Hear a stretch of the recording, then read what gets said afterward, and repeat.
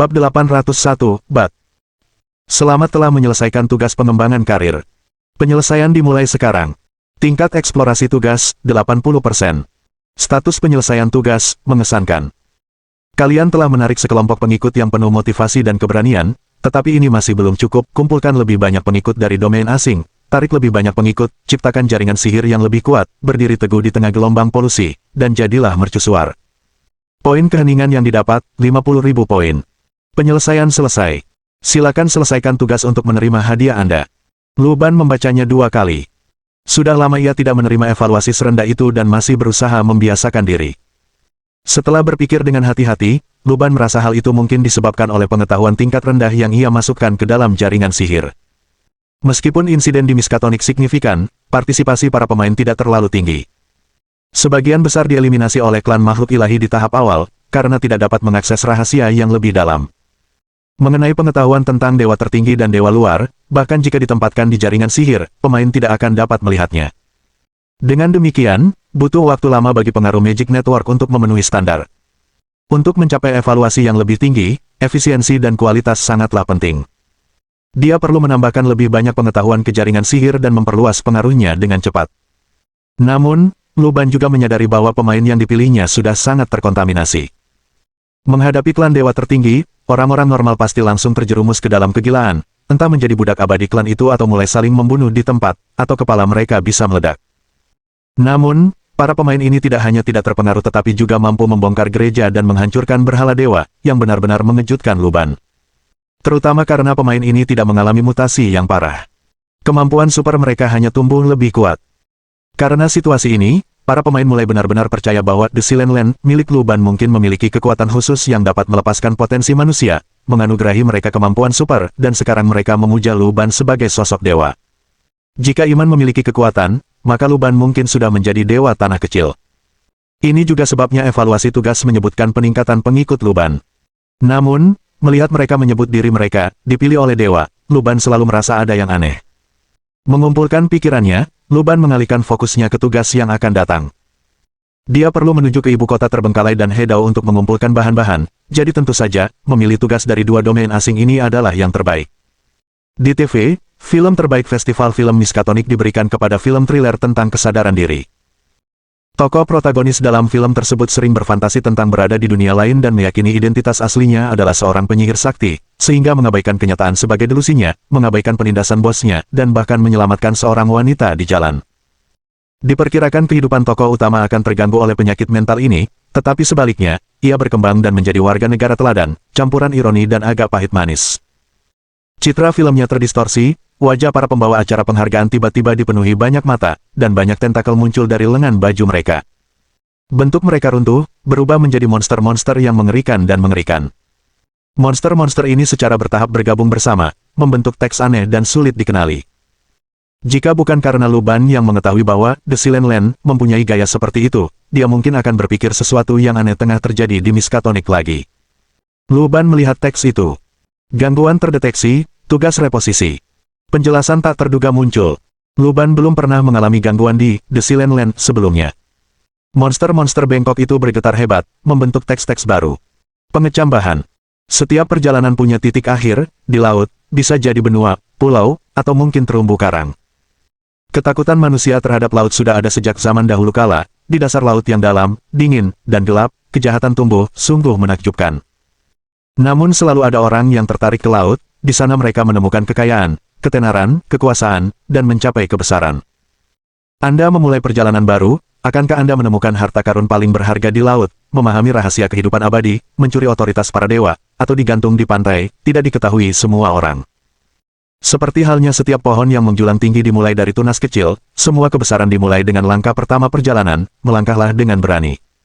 Mengapa harus menjelajahi laut? Karena laut itu ada di sana. Kesulitan tugas, luar biasa. Tugas kooperatif. Mengeluarkan undangan ke orang-orang yang dikenal sebagai pilihan dewa, atau menerima undangan dari orang-orang yang dipilih dewa, ketika salah satu rekan seperjalanan tiba, tugas dimulai. Jumlah rekan seperjalanan, 1/1. Monster-monster itu melambai-lambai dengan menakutkan, bagaikan rumput laut. Saya sudah punya rekan seperjalanan, dan saya tidak bisa merekrut lagi. Lu Ban merasakan firasat buruk. Lagi pula, dia tidak mempunyai tugas lain untuk dipilih, sepertinya dia harus mengerjakan tugas ini. Ketika tiba saatnya membahas laut, pikiran pertamanya adalah pembicaraan sebelumnya dengan pemuda itu, Howard. Bukan hanya laut, rasa takut manusia terhadap benda-benda juga berkurang seiring pemahaman yang lebih dalam, namun meningkat lagi melewati ambang tertentu, seperti halnya mereka yang tinggal di dekat gunung takut pada hutan, dan mereka yang tinggal di gurun takut pada hamparan pasir. Lautan di dunia ini tentu menyimpan banyak misteri, beberapa di antaranya kemungkinan besar terkait dengan dewa jahat, segel dewa jahat.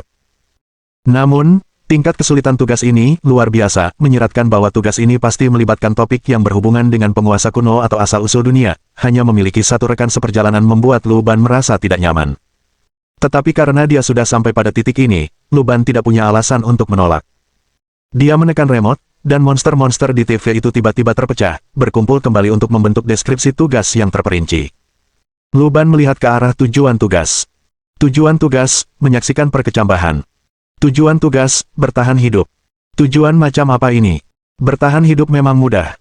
Lu Ban telah bertahan hidup berkali-kali sebelumnya. Namun saat menyaksikan perkecambahan, dia tidak mengerti. Menghubungkannya dengan nama tugas dan penjelasan di dalamnya, Lu Ban menduga bahwa tugas ini mungkin melibatkan penanaman sesuatu. Mungkin bertani. Lu Ban ragu-ragu. Setelah berpikir sejenak, pandangannya tertuju pada pengetahuan orang gila yang didiskon. Sudah lama ia tidak menghabiskan waktu untuk hal ini, dan ia merindukannya. Lu Ban langsung menghabiskan poin untuk membeli satu set 10, berharap mendapat hasil yang baik. Bab 802. Kami bersenggolan. Di tangan Lu Ban muncul tengkorak manusia, yang di sekelilingnya tampak berputar-putar api hitam. Hal ini membuat Lu Ban merasa aneh, karena dia bertanya-tanya apa maknanya. 10 kali lipat bisa langsung mendapatkan informasi, jadi Lu Ban tidak ragu memilih misi ini. Menghancurkan tengkoraknya, api hitam tiba-tiba melonjak, menyelimuti seluruh tubuhnya. Di telinga Lu Ban, gumaman disertai suara api terus terdengar tanpa henti. Pernahkah Anda mendengar tentang wilayah laut tanpa angin sama sekali, sabuk tanpa angin yang absolut, di mana kapal apapun yang masuk tidak akan pernah bisa keluar? Ada putri duyung di laut yang bernyanyi, dan jika seseorang terpikat oleh nyanyian mereka, mereka tidak akan pernah bisa pergi, hilang di laut selamanya. Pernahkah Anda melihat badai sungguhan, membentang bermil-mil jauhnya, di mana bahkan permukaan laut dan langit pun menyatu, dengan petir yang menghubungkan lautan dan awan bagai jaring laba-laba, dan pusaran air yang bertindak sebagai pilar yang menopang langit, bertahan hidup dari badai seperti itu saja sudah merupakan keberuntungan terbesar. Saya melihat beberapa makhluk aneh, berkumpul seperti bayangan di bawah air, dan dalam sekejap mata, mereka menutupi seluruh kapal dan kemudian, tepat di depan mata saya, kapal itu menghilang, hilang. Dapatkah kau mendengar suara itu? Suara dari laut dalam, sepertinya memanggilku. Ya, ia memanggilku kembali. Kemana aku harus pergi? Siapa aku? Lu Ban sedikit memejamkan matanya, mencerna pengetahuan ini dari wilayah asing. Tingkat pengetahuan ini tidak lagi menimbulkan reaksi tertentu darinya. Sepertinya ini bukan bumi. Lu Ban berpikir. Pemandangan yang disaksikannya bukanlah bumi purba, melainkan suatu tempat yang sebagian besarnya tertutup air, hanya ada beberapa pulau yang tersebar di lautan, dan banyak monster, tidak seperti dunia yang harmonis dan penuh kasih ini. Memikirkan banyak perairan dan wilayah asing yang penuh pulau, Lu Ban teringat pada Hedao. Akan tetapi, jika misi sebelumnya ditujukan kepada Hedao, tentu saja akan menyertakan unsur-unsur seperti bunga sakura, api murni, atau gadis kuil, tetapi kali ini tidak ada informasi tersebut, yang membuat Lu Ban bingung. Bagaimanapun juga, Lu Ban tidak punya pilihan lain. Lagi pula, ia memiliki pernapasan bawah air, jadi tenggelam bukanlah masalah besar. Setelah melakukan persiapan, Lu Ban bahkan memesan sebungkus benih secara daring. Benih-benih ini dikatakan layak untuk perjalanan luar angkasa, dan dalam kondisi yang sesuai, mereka bahkan dapat berakar dan menumbuhkan kentang di Mars. Karena tugasnya adalah menumbuhkan tunas, masuk akal bagi Lu Ban untuk membawa beberapa benih untuk ditanam. Dia lalu mengirim pesan ke Feng Yu. Setelah pertemuan terakhir mereka di Miskatonic, Feng Yu menghilang tanpa jejak, tampaknya pergi entah kemana, dan tidak membalas pesan Lu Ban. Dia juga mengirim pesan ke Bao Bao. Meskipun dia tidak yakin apakah wanita itu pernah memeriksa teleponnya. Tanpa diduga, Bao Bao menjawab. Anjing laut garam dan merica bakar. Kamu mau ke Hedao? Aku juga ikut. Dia tampak cukup tertarik. Saat berikutnya, Lu Ban menemukan seorang gadis duduk di sampingnya. Bao Bao mengenakan atasan piyama merah muda bergambar anjing laut, sedang berjemur dan menepuk-nepuk perutnya, sambil duduk di sofa Lu Ban. Kita sikut. Katanya, tampaknya dia telah menghabiskan banyak waktu menjelajahi internet akhir-akhir ini. Apakah kamu benar-benar ingin pergi? Lu Ban bertanya dengan skeptis. Dia tidak tahu apakah ada versi Bao-Bao di Hedao dan penasaran apa yang akan terjadi jika keduanya bertemu. Ada sesuatu yang menarik untuk dilihat, tentu saja aku ingin pergi. Bao-Bao berkata dengan nada datar. Lu Ban tidak berhenti. Lagi pula, jika dia ingin pergi, dia pasti bisa pergi juga. Dan anjing laut, mereka sangat cocok dengan laut. Sambil memikirkan hal ini, Lu Ban menekan tombol pada remote. Memasuki negeri sunyi. Ya tidak. Dia memilih, iya. Dalam sekejap, gambar di TV membengkak seperti air yang meluap dan dengan cepat menyelimuti ruangan dengan warna-warna yang terdistorsi dan kacau, membungkus Lu Ban. Dengan cepat, Lu Ban menghilang dari ruang tamu seolah menghilang. Bao-Bao berdiri, baru menyadari ada sesuatu di ruangan itu. Dia melirik ke tempat Lu Ban baru saja duduk, bibirnya membentuk senyum misterius. Jangan khawatir, aku akan memastikan dia kembali dengan selamat. Setelah berkata demikian, Bao-Bao menjentikkan jarinya, dan sosoknya dengan cepat meredup dan menghilang pula. Di tengah pusaran yang memusingkan itu, Lu Ban melihat kabut kuning melesat ke arahnya, tetapi tak lama kemudian, cahaya planet merah tua memenuhi pandangannya. Planet itu, yang diselimuti warna karat namun menyerupai gumpalan daging, berdenyut dengan kehidupan. Di dalam kehampaan, tentakel-tentakel hitam tumbuh dan dirobek oleh sinar cahaya biru kehijauan, melodi-melodi kuno bergema di telinga Lu Ban, kabut-kabut tak bernama menelan bintang-bintang di alam semesta. Peradaban-peradaban yang tak terhitung jumlahnya dikandung, berkembang biak, musnah dalam kegelapan, fana bagai embun pagi. Semua ini berlalu dengan cepat, dan dalam keabadian yang aneh, bahkan kematian pun akan lenyap.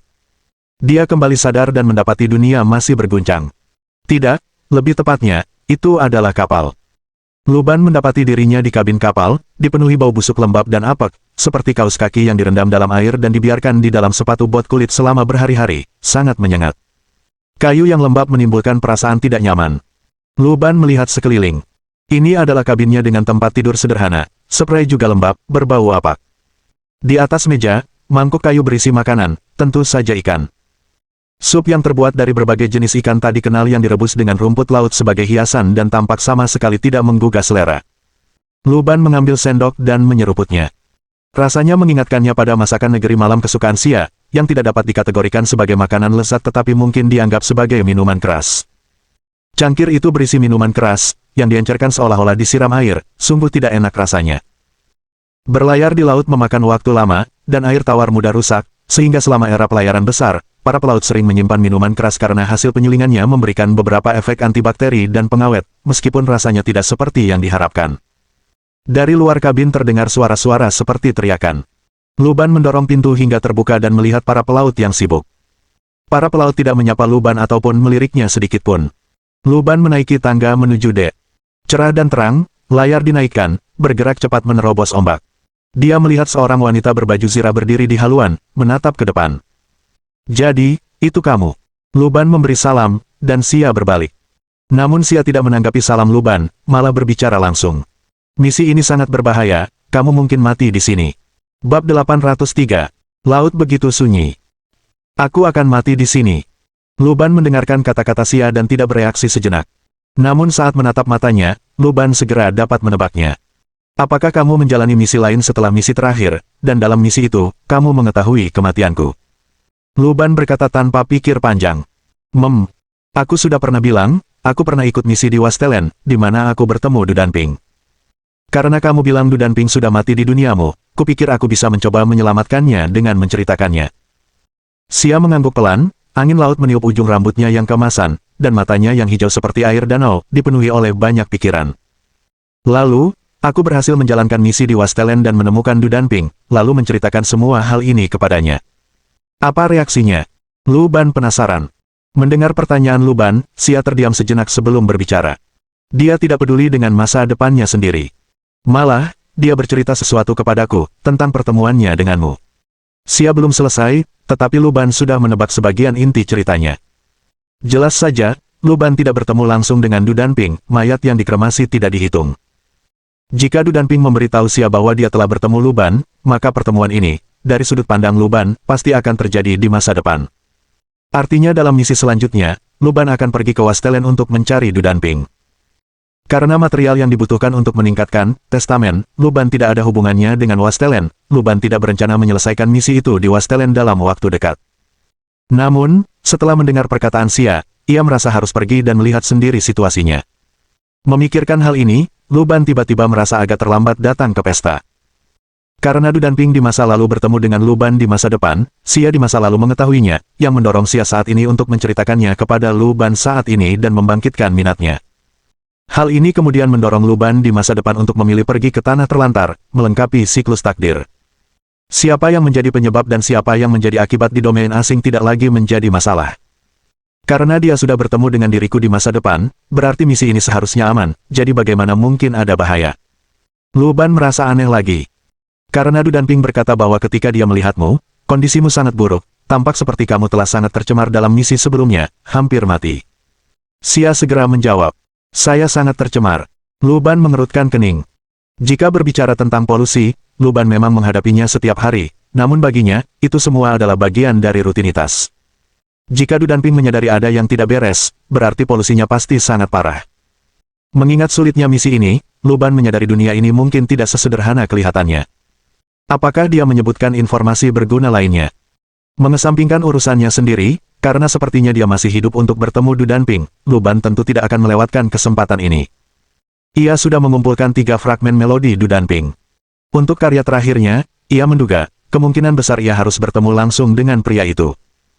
Sejak awal, sejak pertemuan pertamanya dengan domain asing dan makhluk-makhluk tak terlukiskan itu, Luban telah mencari jejak Du Danping. Kini, tampaknya pergi ke tanah terlantar adalah cara termudah untuk menemukan Du Danping, karena Du Danping telah bertemu dengan calon Luban.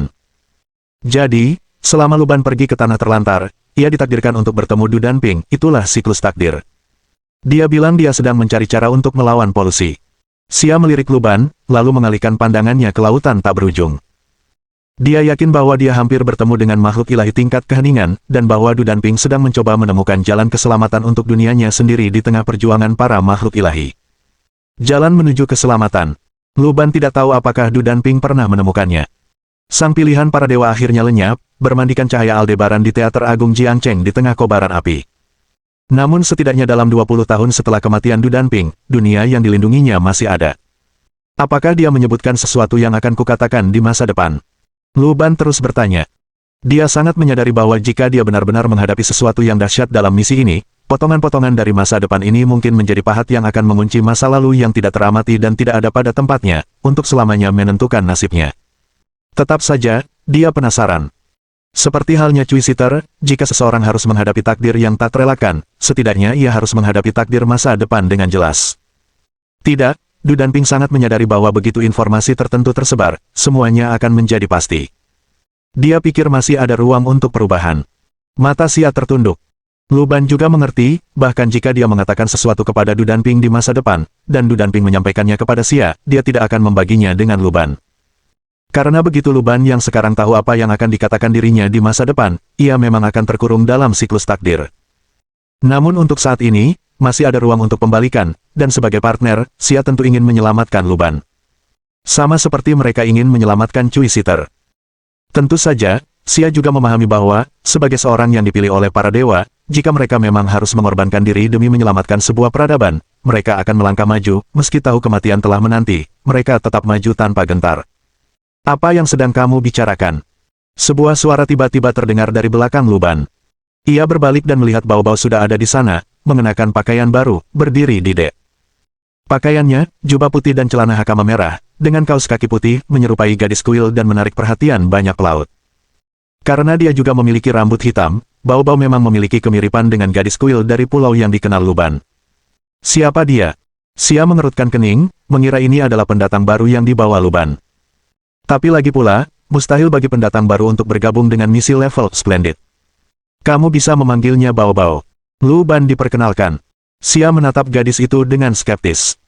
Penampilan Bao Bao sungguh mencolok, sampai-sampai para pelaut pun teralihkan dari pekerjaan mereka, dan alam bawah sadar Xia pun tak sanggup menganggap Bao Bao sebagai musuh, yang mana membuat Xia waspada. Tingkat daya tarik ini jelas melampaui apa yang dapat dimiliki manusia normal. Halo, saya Bao Bao. Bao Bao menyapa dengan ramah, lalu melihat sekeliling. Laut begitu tenang, dan tidak ada penguasa kuno lainnya. Xia bingung. Sepertinya avatarku untuk sementara hilang dari domain asing ini. Haruskah aku membuatnya? Bao Bao memiringkan kepalanya, jarinya di bibir, seolah sedang merenung. Sebuah avatar. Xia menatap Luban. Dia adalah avatar Dewa Luar. Luban memperkenalkannya kembali. Bab 804. Harta karun. Dewa luar. Inkarnasi. Xia mundur setengah langkah saat mendengar penjelasan Luban, siap untuk melarikan diri, tetapi Luban berbicara tepat pada waktunya untuk menghentikan gadis penyihir itu. Dia adalah teman kita untuk saat ini. Xia berdiri diam, menatap Bao-Bao dengan curiga. Gadis cantik berkostum penyihir itu menampakkan senyum berseri-seri, menghangatkan hati para pelaut, beberapa di antaranya hampir terjatuh dari tiang kapal. Kita adalah kawan dalam pertempuran, Kupo. Apa arti, Kupo? Xia tidak begitu mengerti. Luban tahu itu pasti hal lain yang Bao-Bao temukan saat menjelajahi internet, sepertinya internet dunia manusia memiliki daya tarik yang luar biasa bagi Bao-Bao. Mungkin dengan cara yang tidak diketahui, dia telah menciptakan identitas virtual seperti yang dilakukan Qin Tiantian, memulai debutnya dalam siaran langsung sejak lama, dan menarik cukup banyak penggemar untuk menyumbangkan uang. Lagi pula, dia tidak akan menyakiti kita dalam kebanyakan kasus, jadi kamu bisa tenang saja. Kata Luban. Mustahil untuk sepenuhnya mempercayai dewa luar, terutama seperti Bao-Bao, yang suka hiburan.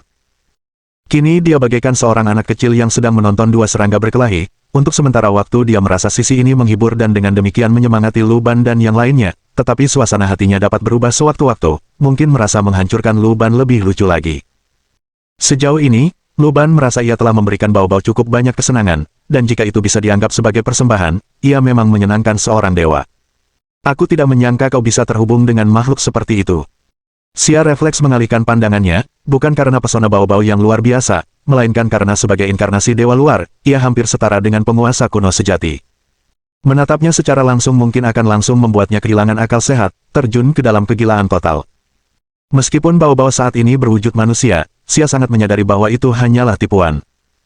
Jika Bao-Bao mau, ia bisa langsung menampakkan wujud aslinya, membuat kepala semua orang di kapal ini pecah. Ada beberapa alasan yang cukup rumit untuk hal itu. Luban tidak menjelaskan terlalu banyak, tidak membocorkan perincian tentang Charlotte dari ibu kota terbengkalai, si kegelapan, atau masalah alam mulia, semua pengetahuan yang berpotensi membahayakan Xia, jadi dia menahan diri untuk tidak berbicara gegabah. Misi kita kali ini adalah menyaksikan tunas-tunas itu tumbuh, tapi ini kan laut semua, dari mana tunas-tunas itu tumbuh? Xia tidak melanjutkan lebih jauh, malah fokus pada tugas yang ada. Mari kita tanya pada kru. Kata Luban, lalu segera menghampiri seorang pelaut di pojok dek yang sedang menggosok dek. Pelaut ini mengenakan pakaian kain kasar bergaya Pulau Harmoni, kakinya sangat berbulu, dan dia berdiri dengan bakiak kayu di dek yang bergoyang lembut, menggosok dek yang agak berjamur dengan kuat. Halo, berapa lama lagi sampai kita sampai tujuan? Luban bertanya dengan sopan. Tujuan? Entahlah, kapanpun kapten merasa seperti sedang bermimpi, kita mungkin akan kembali. Si pelaut menjawab dengan tidak sabar. Luban melirik jembatan itu. Menyebutnya sebagai jembatan agak berlebihan, itu sebenarnya hanya sebuah platform di belakang tiang utama tempat sang kapten, berpakaian-pakaian gelap, berdiri di kemudi, memandang ke kejauhan. Luban menaiki tangga menuju kemudi. Tuan Luban, selamat pagi, arah angin hari ini bagus, kita seharusnya bisa mencapai posisi yang kita tentukan. Kata sang kapten dengan suara riang. Kita mau kemana sekarang? Luban bertanya langsung. Bukankah sudah kukatakan sebelumnya? Kita sedang mencari harta karun peninggalan Raja Tujuh Lautan. Konon beliau meninggalkannya di sebuah pulau kecil di sabuk tanpa angin. Kalau kita bisa menemukan harta karun ini, hei, kita tak perlu berlayar seumur hidup. Kata sang kapten dengan bersemangat. Lebih dari sekadar harta karun, menurutku lingkungan dan makhluk-makhluk di Windless Belt layak mendapat perhatian lebih. Di sebelah sang kapten berdiri seorang lelaki berjubah panjang, berkacamata, yang tampaknya bukan seorang perwira pertama melainkan lebih seperti seorang cendekiawan. Hei, Asiang, berhentilah berkhayal tentang ikanmu. Temukan harta karunnya, pulanglah, menikahlah, main catur dan kartu setiap hari. Betapa menyenangkannya itu, kan? Sang kapten menggoda. Kurasa peluang kita menemukan harta karun itu bahkan lebih rendah. Gumam lelaki bernama Asiang itu sambil meringis. Melihat Luban, dia melambaikan tangan dan menyapanya. Luban, tentu saja, tidak mengenali siapa orang ini, tetapi melihat hubungannya yang baik dengan sang kapten, dia memutuskan untuk mengobrol dengan Asiang ini jika dia mendapat kesempatan. Seberapa jauh kita dari Hedao? Luban menanyakan lokasi mereka, mencoba mencari tahu seberapa jauh mereka dari Windless Belt. Menurut pengetahuannya, sabuk tanpa angin Hedao seharusnya merujuk ke Laut Abu, tempat api murni padam dan tanpa angin, tidak ada kapal yang masuk yang dapat meninggalkannya. Hedao, apa itu? Sang kapten tidak begitu mengerti. Hedao adalah tempat kuil agung Hedao berada. Luban terkejut, lalu menambahkan. Apa itu kuil agung Hedao, Asiang? Kau tahu? Sang kapten berbalik dan bertanya kepada temannya. Saya belum pernah mendengarnya. Ah Siang menggelengkan kepalanya, mengeluarkan sebuah buku bersampul jahitan dari dadanya, membolak-baliknya sebentar, lalu menggelengkan kepalanya lagi. Entahlah. Namanya terdengar seperti semacam struktur. Seperti apa bentuknya? Dia bertanya pada Luban secara bergantian. Apakah kamu tahu tentang sakura ilahi, api murni, dan kekotoran? Luban mencoba menebak beberapa hal dan mengonfirmasinya. Apakah ini dari legenda atau buku cerita? Kapten itu melirik Luban. Memang benar. Luban menanggapi dan tidak melanjutkan pertanyaannya. Dia kurang lebih sudah menemukan jawabannya. Meskipun ini adalah pulau, itu bukanlah Hedao yang dikenalnya. Tidak ada Hedao, tidak ada festival puisi, tidak ada kuil agung Hedao, tidak ada sakura ilahi. Bahkan bukan api murni dan kotoran. Lautan itu luas, tetapi itu bukan seluruh dunia, benua terletak di seberang lautan. Ini adalah Hedao kuno. Luban mengucapkan selamat tinggal kepada sang kapten, lalu meminta beberapa pelaut untuk membuka pikiran mereka agar dia dapat memeriksa ingatan mereka, dan akhirnya mengonfirmasi fakta ini. Setidaknya dalam pengetahuan para pelaut itu, tidak ada keberadaan kotoran di sini, jadi wajar saja, tidak diperlukan api murni, tidak ada sakura ilahi, oleh karena itu kuil agung Hedao pun tidak ada, begitu pula para gadis kuil yang mengendalikan api murni. Benua itu masih ada, luas dan lebar, dan saat itu adalah era pelayaran besar, semua orang merindukan laut, mencoba mencari kekayaan mereka sendiri di lautan tak berbatas. Kapten ini, bernama Zhang Zheng, adalah salah satunya. Orang-orang ini biasanya bertindak sebagai penjaga laut, melindungi kapal-kapal dagang yang lewat dari bajak laut, terkadang menjalankan misi eksplorasi. Perjalanan laut ini separuhnya dihabiskan untuk mengawal kapal dagang, dan separuhnya lagi, kini, adalah kapten yang menuju ke lokasi yang ditandai di peta harta karun yang diperolehnya, untuk mencari harta karun yang dikabarkan. Setelah memahami ini, Luban dapat menebak secara kasar tujuan dari misi ini, untuk menyaksikan perkecambahan, itu berarti menyaksikan perkecambahan apa? Mereka akan menyaksikan tumbuhnya bunga sakura ilahi. Bab 805. Keingintahuan. Hedao tanpa polusi atau sakura ilahi dan api murni tidak terbayangkan oleh Luban. Setiap wilayah asing yang telah dikunjunginya sejauh ini sedikit banyak telah terdampak polusi. Tampaknya penguasa negeri sunyi kurang tertarik pada wilayah-wilayah yang belum ternoda parah. Agaknya, tak perlu mengutus yang terpilih oleh para dewa untuk mengubah wilayah yang belum menunjukkan anomali. Oleh karena itu, kenyataan bahwa Luban dan Xia telah sampai pada Hedao yang murni ini pasti berarti bahwa ada sesuatu yang perlu diubah atau dicegah. Tugas kita kali ini adalah menyaksikan kuncupnya, renung Luban, dan karena belum ada sakura ilahi di Hedao, tampaknya tujuan kita adalah menyaksikan kuncup sakura ilahi itu. Kemunculan sakura ilahi menandakan bahwa dunia ini telah diganggu oleh polusi. Setelah berpikir sejenak, Luban segera mencapai suatu kesimpulan. Kemungkinan besar perjalanan mereka juga akan menjadi saksi lahirnya polusi. Misi ini bukanlah misi konfrontasi, baik negeri sunyi tidak mengetahui sumber polusi, atau polusi di sini tidak tercipta atas dorongan makhluk ilahi lainnya kepada yang mereka pilih. Kemungkinan pertama tampaknya tidak masuk akal. Polusi di sini jelas tidak melampaui level penguasa kuno, dan sebagai penguasa banyak wilayah asing dan dewa tertinggi, Silence tentu saja memahami hal-hal ini. Namun, kemungkinan terakhir menarik. Karena tugas Luban dan Xia adalah menyaksikan munculnya tunas dan bukan mencegah munculnya polusi di dunia ini, itu menunjukkan bahwa munculnya polusi tidak dapat dihindari, bahkan di luar kapasitas makhluk dari tanah sunyi untuk mencegahnya. Mungkin sudah ada beberapa perebutan kekuasaan di sini sebelum kita, usul Xia, dengan cepat memahami alasan di balik misi mereka. Tatapan dan campur tangan langsung dari makhluk-makhluk agung itu dapat menyebabkan stagnasi sejarah domain asing. Kemungkinan besar, sebelum misi kita dimulai, berbagai kekuatan telah berjumpa dan berbenturan berkali-kali, dan sang pemenang meninggalkan polusi yang diamati oleh makhluk-makhluk agung itu, melampaui ruang dan waktu, yang memperkuat babak sejarah tertentu itu. Dengan kata lain, tugas mereka kali ini adalah untuk mengkompensasi kegagalan masa lalu. Karena Luban pernah ke Hedao sebelumnya, mekarnya sakura ilahi sudah tak terelakkan. Satu-satunya perbedaan terletak pada siapa di antara para terpilih yang akan menyaksikannya. Dan karena Xia telah bertemu Du Danping dari Wastelen, yang memberitahu Luban bahwa misi mereka mungkin menghadapi bahaya, keberhasilan tugas mereka saat ini masih belum pasti. Bagaimana kapal akan bergerak maju setelah kita mencapai sabuk tanpa angin jika mengandalkan tenaga angin? Dia melirik lagi ke arah layar dan Kapten Zhang Zheng yang energik, yang tengah sibuk memeriksa peta perkamen tua. Mungkin kita bisa mengobrol dengan Ah Siang, dia tampak lebih normal. Luban menunjuk ke arah Ah Siang, yang tengah duduk di atas peti di dekatnya, membolak-balik catatannya sendiri. Xia menatap Luban dengan rasa ingin tahu. Kata-kata itu kedengarannya agak tidak sesuai jika diucapkannya. Namun itu adalah saran yang masuk akal. Kapten Zhang Zheng jelas-jelas tengah asyik berhayal, seorang pemimpi yang berharap menjadi kaya raya dengan harta karun, dan upaya berkomunikasi langsung dengannya kemungkinan besar hanya akan menghasilkan khayalan yang tidak relevan dan rumor yang tidak dapat diandalkan. Lebih baik bertanya pada Ah Siang yang tampak terpelajar. Ketika mendekati sang ulama, Xia tidak bersuara, tetapi malah memperhatikan catatannya sejenak. Ah Siang sedang menulis di buku catatan bersampul benang dengan kuas halus. Catatannya, yang berfokus pada kebiasaan spesies ikan tertentu, tersusun rapi dan komprehensif, layaknya seorang peneliti yang telah dididik secara sistematis. Catatanmu cukup bagus, komentar Xia. Suaranya menarik perhatian Ah Siang, dan dia segera duduk tegak sambil tanpa sadar menutupi buku catatannya. Itu hanya hobi pribadi, katanya dengan rendah hati. Anda tertarik mempelajari ikan. Xia, sebagai siswa terbaik di Grey Tower Academy, secara alami tertarik pada penelitian dan menjadi penasaran saat melihat catatan Ah Siang. Tepatnya, ini adalah sistem ekologi lautan luas ini. Ketika pembicaraan beralih ke bidang keahliannya, rasa malu Ah Siang memudar, dan ia mulai berbicara dengan antusias. Kita telah hidup di tepi laut ini selama ribuan tahun, sejak zaman dahulu, nenek moyang kita telah tinggal di tepi pantai, mengembangkan peradaban yang bergantung pada kekayaannya. Namun, pemahaman kita tentang wilayah ini sangat minim. Badai dan kilat, pasang surut dan ombak, serta kehidupan laut, semuanya misteri bagi kita. Jadi, saya ingin memahaminya. Keingintahuan, simpul Xia dengan sederhana. Tepat sekali. Saya telah melihat banyak lansia yang hidup di tepi laut sepanjang hidup mereka, menjelajah ke laut untuk memancing sejak muda, dan memperoleh segudang keahlian. Namun mereka hanya memuja laut, takut untuk memahaminya, bahkan percaya bahwa mencoba memahami laut itu dosa. Saya tidak setuju.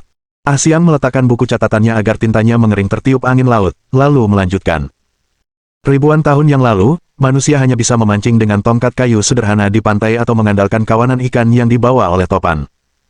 Namun kini, kita bisa membangun kapal yang mampu berlayar menembus badai, mengarungi lautan lepas, dan menerjang badai. Saya yakin, suatu hari nanti, kita akan mengungkap rahasia lautan ini. Xia tetap diam. Bukan berarti ia menganggap Ah Siang salah, aspirasi semacam itu muncul di setiap tahap peradaban. Memang, rasa ingin tahu dan hasrat untuk menaklukkan hal-hal yang tak dikenal inilah yang mendorong peradaban maju dari barbarisme menuju modernitas. Namun di ranah asing, pengetahuan sama saja dengan polusi. Kemajuan manusia pasti akan menyebarkan kontaminasi. Orang-orang seperti Ah Siang bisa menjadi pahlawan yang mengubah arah peradaban atau jatuh sebagai pendosa yang menyebabkan kehancurannya. Mengingat masa depan Hedao, impian Ah Siang belum terwujud, bahkan mungkin suatu hari ia akan binasa di lautan yang ingin ia pahami. Ada apa, Nona Xia?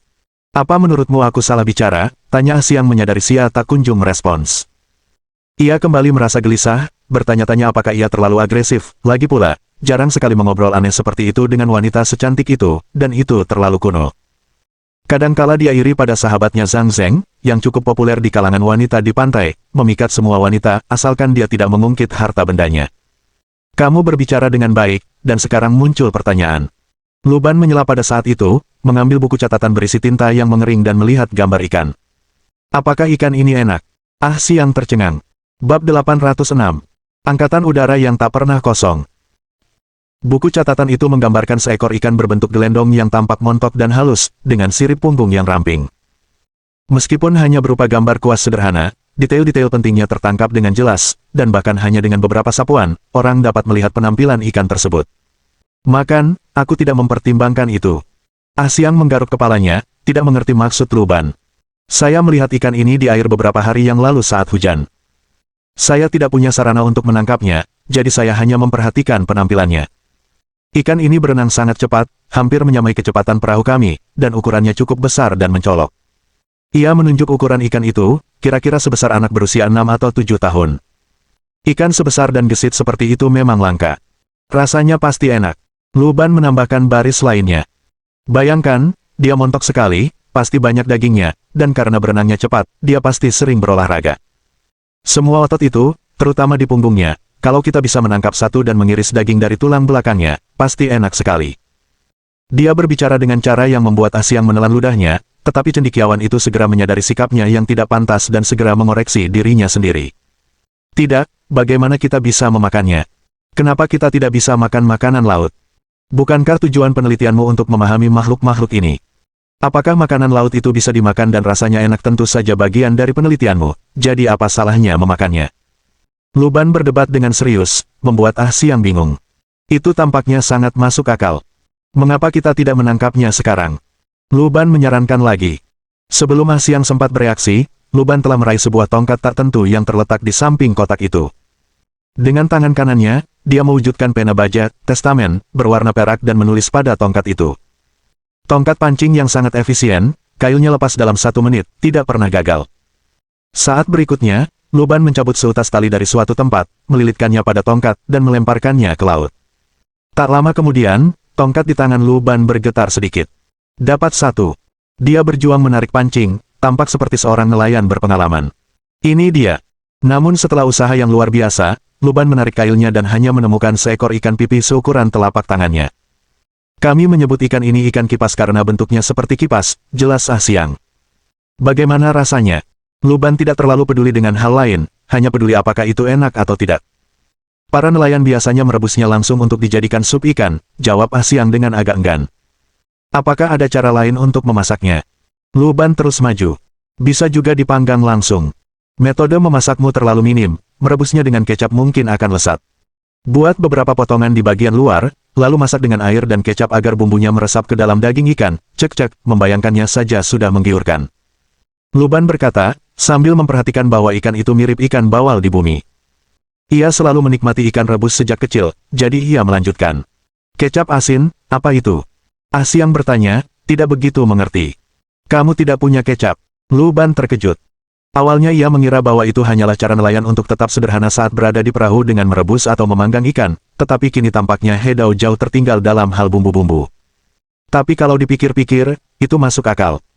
Kecap dibuat melalui fermentasi, dan teknik ini membutuhkan tingkat perkembangan sosial tertentu agar dapat menyebar luas, jika tidak, bisa saja menghasilkan racun. Mengingat perkembangan Hedao saat ini, wajar saja jika tidak ada kecap. Luban mengingat kembali saat pertama kali dia tiba di sini, makanan dan minuman di atas meja. Menyelamatkan selera rakyat Hedao adalah tugas Luban yang tidak dapat dihindari. Dia segera menemukan juru masak di kapal. Untuk kapal jenis ini, tidak ada juru masak profesional, juru masaknya hanyalah yang paling jago memasak di antara rombongan pelaut. Mampu memasak makanan hingga matang dan tidak gemetar saat menambahkan garam sudah cukup untuk memenuhi syarat sebagai juru masak laut yang kompeten. Itulah sebabnya, sebagian besar makanan di kapal adalah sup ikan rebus dan nasi. Setelah beberapa lama bermain-main di dapur, Luban berhasil menciptakan berbagai bumbu modern, termasuk kecap dan merica, dan akhirnya membuat ikan rebus yang tampak layak. Dia mengundang Xia, Ah Siang, dan Bao-Bao untuk mencicipinya. Ah Siang mencium aroma ikan itu, dan ia merasa luar biasa. Ia mengendusnya dalam-dalam, dan aroma aneh itu melilit otaknya bagai bisikan setan, memabukkannya. Mengambil sumpitnya, Ah Siang mengambil sepotong ikan yang direndam dalam saus hitam, memeriksanya dengan cermat, lalu memasukkannya ke dalam mulutnya. Pada saat yang sama, Bao-Bao dan Xia juga mengambil sepotong ikan. Ikan seukuran telapak tangan itu hanya beberapa gigitan untuk mereka berempat. Begitu lidahnya menyentuh ikan dan merasakan rasanya, Ah Siang menggigil seolah tersengat listrik. Rasa ini sangat menjijikkan, brengsek. Bao-Bao tanpa ampun meludahkan ikan itu dari mulutnya. Rasanya benar-benar enak, Xia berkomentar. Melihat reaksi kedua gadis itu yang sangat berbeda, Ah Siang tidak tahu harus berkata apa.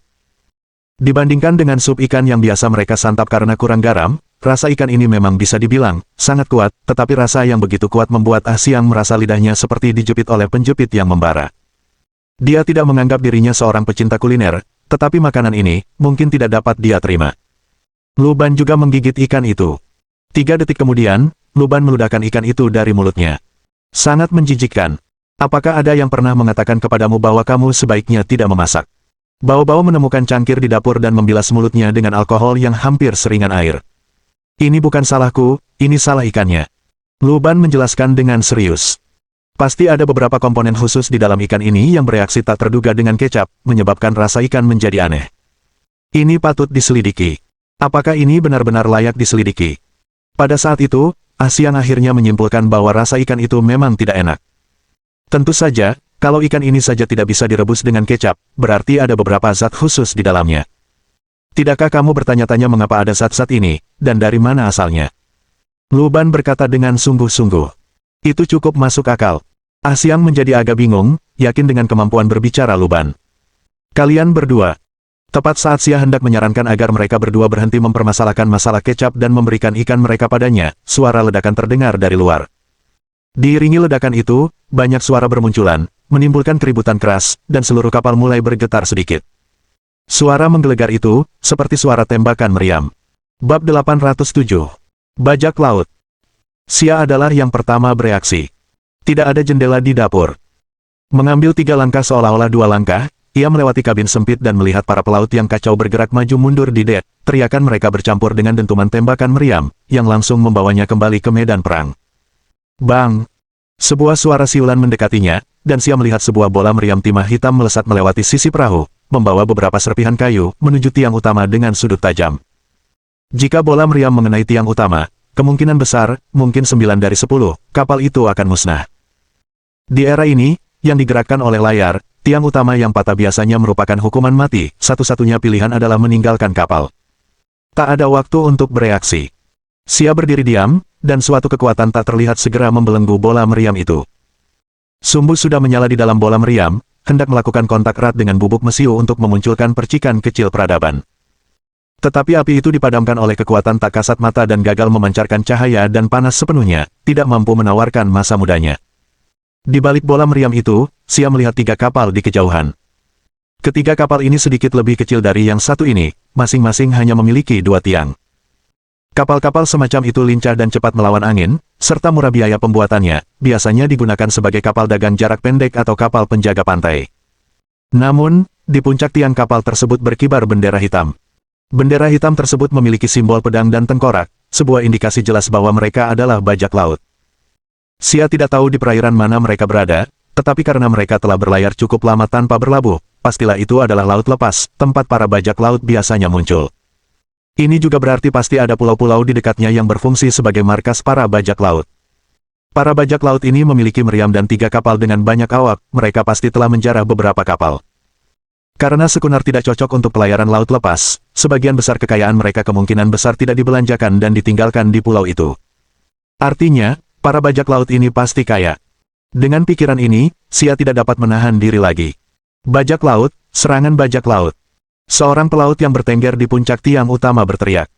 Di tengah tembakan meriam dan kekacauan, sungguh mengesankan bahwa ia masih bisa didengar, inilah mengapa para pelaut perlu memiliki suara yang kuat. Kapal itu segera melancarkan serangan balik. Kapten Zhang Zheng memutar kemudi, mengarahkan kapal ke arah 3 kapal bajak laut untuk secara efektif mengurangi permukaan yang terkena hantaman dan mencegah kapal berubah menjadi saringan. Tentu saja, taktik ini berarti lebih sedikit meriam yang dapat digunakan, hanya 2 meriam di haluan yang dapat langsung menghadap musuh, yang lain harus menunggu hingga bermanuver sebelum dapat menembak ke samping. Tembakan meriam kembali terdengar, tetapi kali ini sebagian besar peluru meriam meleset dan jatuh ke air. Pada era ini, meskipun meriam sangat kuat, akurasinya selalu menjadi sumber keluhan, seringkali 2 kapal saling membombardir selama setengah jam dan keduanya muncul tanpa cedera sama sekali. Maka, taktik yang umum adalah kapal-kapal saling mendekat dan saling tembak dalam jarak dekat, bertaruh siapa yang lebih tangguh. Hal ini mendorong evolusi kapal perang yang semakin tangguh dan mampu menahan banyak tembakan meriam tanpa goyah. Selanjutnya, para ahli senjata mulai meneliti cara meningkatkan ukuran dan kekuatan meriam, menandai dimulainya era kapal-kapal besar dan senjata-senjata besar. Tentu saja, semua perkembangan ini kemudian diubah oleh superioritas udara, kapal induk, dan kemudian era rudal, tetapi itu cerita untuk lain waktu. Xia menatap ke depan dan melihat 3 kapal bajak laut yang secara bertahap menyebar dan mengepung dari 3 arah. Ia memastikan bahwa bagaimanapun kapal Xia bergerak atau bermanuver, kapal itu pasti akan terjebak di sisi-sisi kapal. Di laut, keunggulan jumlah sangat luar biasa, yaitu, hanya mengandalkan kapal. Xia bergerak ke haluan, tempat para pelaut masih sibuk mengisi meriam, bersiap menyerang kapal tepat di depan mereka. Melihat Xia, mereka mencoba membujuknya untuk pergi. "Nona, di sini berbahaya, sebaiknya Anda pergi." Salah satu pelaut dengan baik hati memberi nasihat. Namun sebelum dia bisa menyelesaikan perkataannya, dia melihat Xia mengangkat tangan kanannya. Semacam palpitasi yang bahkan orang biasa tidak dapat abaikan menyebar dan menyebar melalui udara, momen hening menyelimuti lautan. Suasananya seperti kelas yang riuh saat jam belajar mandiri, saat semua orang berbicara bebas, dan tiba-tiba, di suatu momen yang tidak disengaja, semua suara menghilang. Para pelaut saling berpandangan, merasakan sedikit ketakutan, gadis yang mengenakan baju zirah itu tampaknya mengganggu kenyataan. Saat berikutnya, sesuatu yang bengkok terlepas sejenak dari tangan Xia. Hanya di bawah sinar matahari yang paling terik, entitas yang terpilin ini dapat terlihat, bola-bola cahaya seukuran telapak tangan, sepenuhnya transparan, hanya angin yang dapat memahami bentuknya. Bola-bola cahaya itu awalnya bergerak perlahan, bagaikan seekor siput yang memanjat selangkah demi selangkah. Namun, dengan cepat, mereka mulai melaju, menjadi sangat cepat, melampaui bola meriam dan langsung menuju ke kapal bajak laut di depan. Di atas kapal bajak laut, para bajak laut yang ganas sedang sibuk mengisi meriam dan mengasah pisau, bersiap untuk pertempuran menaiki kapal. Beberapa menyadari bahwa tembakan senjata dari kapal lain tiba-tiba berhenti dan sebelum mereka dapat merayakannya, mereka merasakan sesuatu menghantam kapal mereka sendiri. Apakah kita menabrak karang? Mualim pertama kapal bajak laut itu, yang berpegangan pada pagar, tidak dapat menahan diri untuk bertanya. Bodoh, kita di laut dalam, dari mana datangnya terumbu karang? Sang kapten mengumpat dengan marah dan melihat ke depan, mencoba mencari tahu apa yang telah mereka tabrak. Namun, tidak butuh waktu lama hingga dia tidak perlu mencari lagi. Sebab begitu bola cahaya tak kasat mata itu menyentuh lambung kapal bajak laut, haluan kapal langsung meledak dalam sekejap, menghancurkan sepertiga kapal beserta para bajak laut dan meriamnya. Bahkan kapal itu tidak sempat bereaksi, ia terus bergerak maju. Kapal itu, seolah-olah digigit oleh binatang buas yang besar, bagian yang hilang dengan cepat mulai mempengaruhi bagian-bagian yang tersisa karena sejumlah besar air laut mengalir masuk, menyebabkan kapal mulai tenggelam. Tinggalkan kapal, selamatkan diri kalian, tidak ada harapan lagi, tinggalkan kapal. Seseorang berteriak, dan pelaut yang berdiri di puncak tiang kapal segera turun, meraih papan, dan melompat ke laut. Keluar dari sini. Sang kapten pun dengan tegas mengambil barang-barangnya dan bersiap meninggalkan kapal. Tunggu. Bukankah seharusnya kamu, sebagai kapten, ikut tenggelam bersama kapal ini? Mualim pertama segera menghalangi sang kapten. Kamu terlalu banyak baca novel ya. Kita bajak laut, bukan tentara, kalau sudah waktunya lari, kita lari. Ayo bergerak. Sang kapten menepisnya, lalu melangkah melewati perwira pertama dan melompat, hendak menghantam air. Namun saat berikutnya, bola cahaya kedua tiba dengan cepat. Kali ini, tanpa haluan kapal yang menghalanginya, bola cahaya itu langsung masuk ke lambung kapal dan jatuh ke depot amunisi. Boom! Sebuah ledakan besar dan kilatan api terjadi. Dalam sekejap, kapal itu berubah menjadi bola api di permukaan laut, terbakar seperti batu nisan yang cepat berlalu. Saya juga ingin mencobanya. Luban, yang ingin mencoba, menyingsingkan lengan bajunya. Namun melihat hal itu, dua kapal bajak laut lainnya segera menghentikan tembakan meriamnya. Tak lama kemudian, bendera putih dikibarkan. Luban yang awalnya sombong, tiba-tiba kehilangan semangatnya. Bab 808. Makan besar. 1 jam kemudian. Sejujurnya, di mana tempat persembunyianmu? Luban bertanya kepada para bajak laut yang berlutut di dek, berbicara dengan nada tegas. Para bajak laut, yang telah dipancing keluar dari air atau menyerah, saling memandang tetapi tidak seorang pun berani berbicara. Mereka tetap diam karena dua alasan. Pertama, mereka tahu bahwa jika mereka membocorkan lokasi markas mereka, setelah orang-orang ini menemukan pulau itu, mereka pasti akan membunuh mereka. Ini bukan daratan, melainkan lautan lepas yang langka sumber daya, tempat air tawar dan makanan semakin menipis setiap kali digunakan. Dengan begitu banyak tawanan di atas kapal bajak laut, mustahil mereka bisa menjaga mereka semua tetap hidup. Para bajak laut melakukan hal yang sama, biasanya merampas barang-barang dari kapal dagang, membunuh para pria, dan menahan para wanita untuk kesenangan mereka sendiri sebelum membunuh mereka juga, tak menyisakan mereka yang hanya mulut-mulut yang harus diberi makan. Kedua, di pulau itu ada keluarga mereka dan bahkan lebih banyak bajak laut. Jika orang-orang itu tahu bahwa mereka telah mengkhianati mereka, bahkan jika mereka dapat kembali, mereka akan dibersihkan secara internal, tidak ada jalan keluar hidup-hidup. Kematian tetap mengancam, apapun pilihan mereka, jadi masuk akal untuk menunda, hidup 1 hari lagi tetap saja 1 hari lagi. Mungkin mereka akan menemukan kesempatan untuk melarikan diri. Melihat para bajak laut itu tetap diam, Luban melirik Kapten Zhang Zheng dengan ekspresi frustrasi. Kapten, bagaimana kita harus menghadapi orang-orang ini? Kapten Zhang Zheng, yang belum pernah menghadapi situasi seperti ini sebelumnya, hanya pernah terlibat dalam pertempuran kecil dengan kapal bajak laut. Ia tidak pernah membayangkan mengalahkan 3 kapal sekaligus dan menangkap begitu banyak tawanan. Pikirannya masih memutar ulang sihir yang digunakan Xia. Bagaimana menurutmu? Dia melihat krunya sendiri. Para bajak laut di laut kebanyakan sangat kejam dan keji. Jika mereka tidak mempertaruhkan banyak nyawa, mereka pasti terlibat dalam kejahatan. Ketika ditangkap oleh pasukan militer, mereka biasanya digantung di bebatuan di tepi laut, dibiarkan kering di bawah sinar matahari. Di antara awaknya sendiri, kemungkinan ada yang memiliki teman dan saudara yang terbunuh oleh bajak laut. Memaafkan bajingan ini hampir mustahil. Jika bukan karena informasi tentang markas bajak laut, beberapa awak kapal mungkin sudah mengambil tindakan terhadap mereka. Terlebih lagi, memiliki begitu banyak bajak laut di atas kapal juga merupakan sebuah risiko. Siapa yang tahu jika mereka akan menemukan kesempatan untuk memberontak dan merebut kapal. Tetapi sekarang, karena para bajak laut tidak mengatakan apapun, situasinya menjadi agak canggung. Melihat sang kapten belum memutuskan dan para bajak laut belum menanggapi, Lu Ban pun angkat bicara. Aku beri kau kesempatan lagi.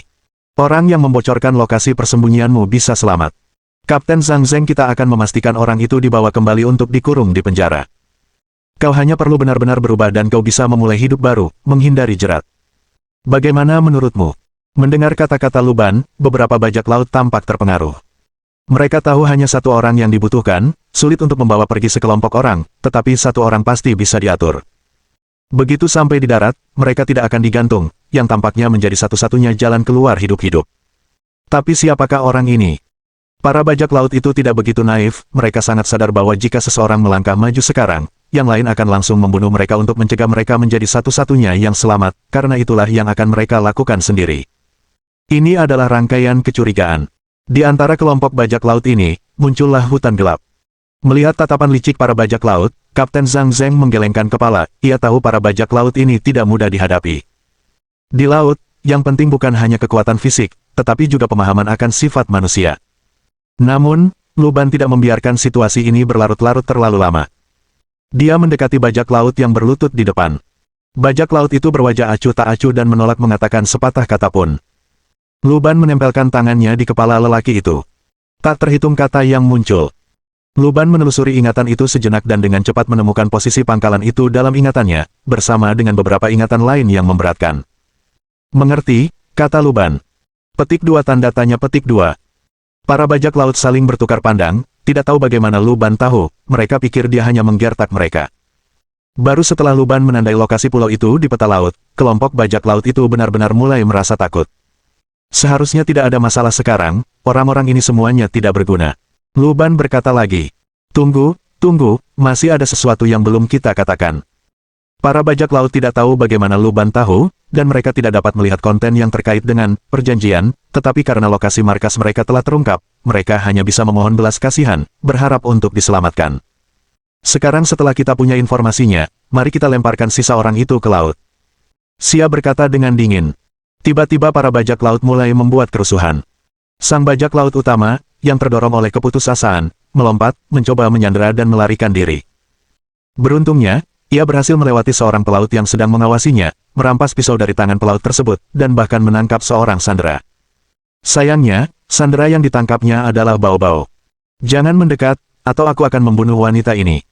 Si bajak laut masih memperhitungkan rute pelariannya dan bagaimana ia dapat menggunakan sanderanya sebagai pengaruh. Tetapi dia mendapati Lu Ban dan Xia tidak tergerak dan malah tampak sedikit geli. Apa yang baru saja kamu katakan?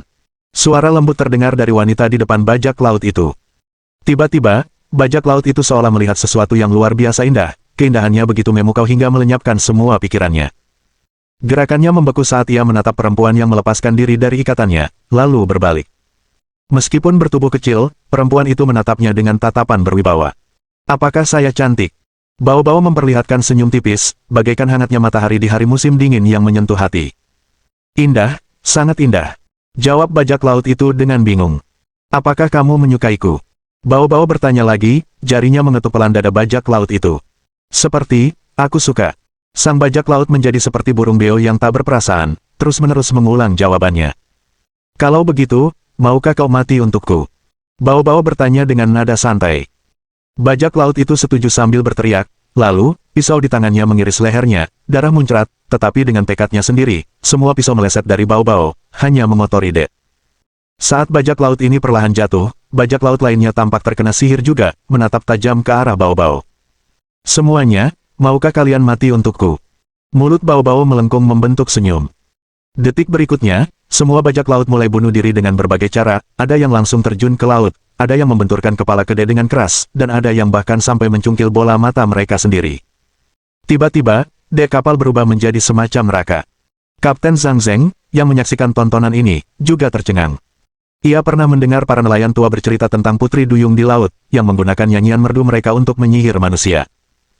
Namun, gadis berbaju putih dengan hakama merah ini, ia tampak seperti perempuan paling murni, yang menuntun para bajak laut ini menuju kematian mereka dengan suaranya yang jernih. Seperempat jam kemudian, dengan bajak laut terakhir mencungkil lehernya hingga berdarah, menyemburkan busa dan melompat dari kapal, semua bajak laut telah terkubur di laut. Dan Bao-Bao menjilati bibirnya, seolah-olah dia baru saja menikmati pesta besar. Bab 809. Pertengahan musim panas. Pulau. Petualangan hebat. Ketakutan dan keputusasaan, rasa sakit dan kesedihan, inilah makanan kesukaan Bao-Bao. Dalam teori universal, bahkan tanpa emosi ini untuk dinikmati, dia tidak akan mati kelaparan. Sama seperti orang tidak akan mati tanpa menonton film, emosi-emosi ini hanyalah hiburan belaka baginya. Di masa kecil, banyak orang bisa membayangkan kisah peradaban megah dari genangan air dan, setelah kehilangan minat, akan menendangnya begitu saja tanpa berpikir dua kali. Bao-Bao pun memiliki sikap yang sama terhadap hiburan semacam itu. Jika dia merasa itu lucu, dia akan memperlakukan mainannya dengan serius, merawatnya dengan penuh kasih sayang, tetapi jika dia kehilangan minat, membuangnya begitu saja akan menjadi hasil terbaik. Melihat para bajak laut itu menjadi gila dan akhirnya saling menyerang, para pelaut dan Kapten Zhang Zheng saling bertukar pandang bingung. Jika sihir sia dianggap menakjubkan dan kuat, maka tindakan gadis berpakaian putih dan hakama merah hanya dapat digambarkan sebagai kejam dan licik. Hanya dengan kata-kata, dia mampu membuat orang lain mengorbankan nyawa mereka, suatu tindakan yang bahkan lebih mengerikan daripada ilmu sihir. Bahkan membuat orang bertanya-tanya apakah mereka sendiri telah tersihir, terperangkap di alam ilusi tanpa sepengetahuan mereka. Dalam pikiran Zhang Zheng, para penumpang ini adalah sponsor usaha perburuan harta karunnya, tetapi tanpa diduga, mereka terbukti jauh lebih mampu daripada dirinya. Zhang Zheng bahkan mulai curiga mereka mengincar kapalnya. Dilanda keraguan seperti itu, Zhang Zheng melirik sekali lagi ke arah gadis berpakaian putih dan merah. Gadis itu memberinya senyuman manis. "Nona, aku bersedia menjadi lembu dan kudamu, mengerahkan seluruh tenagaku untuk memenuhi keinginanmu." Zhang Zheng merasakan lututnya melemah dan bersentuhan erat dengan Dek. "Kalau begitu, ayo kita pergi ke markas bajak laut," perintah Bao-Bao dengan puas. Kapten Zhang Zheng segera mengatur para pelaut untuk menaiki dua kapal bajak laut yang tersisa, menyamar sebagai bajak laut, dan menuju ke lokasi yang ditandai pada peta yang diberikan Luban. Meskipun kapal bajak laut ini tidak cocok untuk pelayaran jauh, kecepatan mereka sungguh cepat, tanpa kendali, mereka dengan cepat menjauhkan diri dari kapal yang membawa Luban dan yang lainnya. Musim panas, pulau, petualangan yang luar biasa. Bao-Bao berdiri di haluan, menyemangati perahu layar, mencoba menyalip kapal bajak laut di sebelahnya, sambil menggumamkan kata-kata di tepi ombak yang entah datangnya dari mana.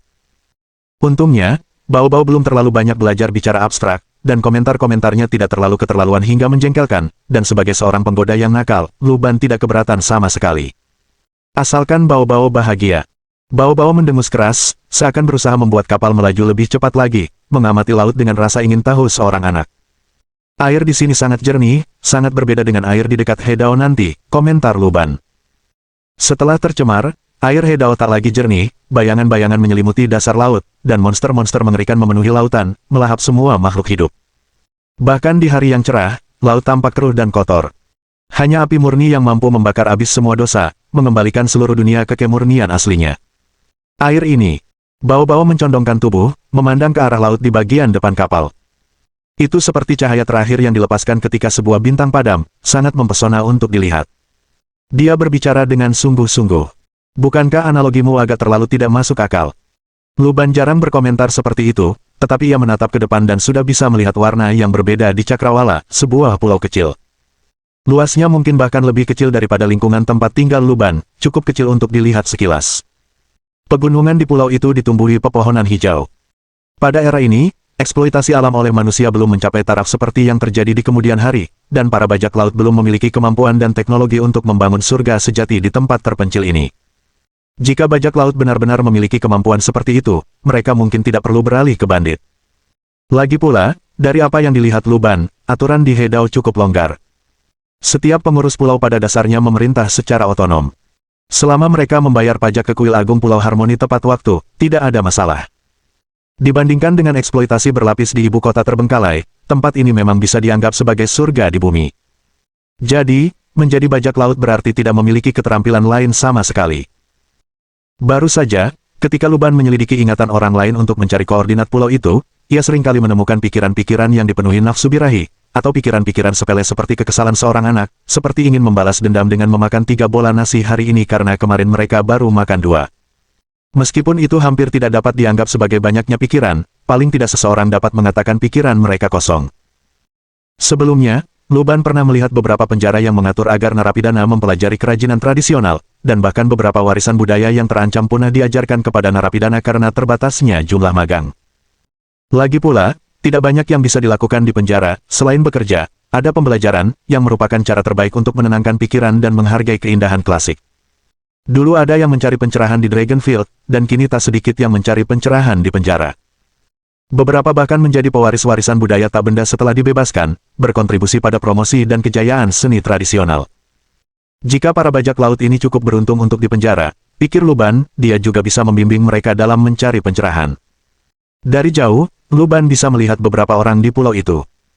Mereka bukanlah bajak laut yang lemah atau sakit, melainkan bajak laut yang sama seperti yang ada di kapal sebelumnya.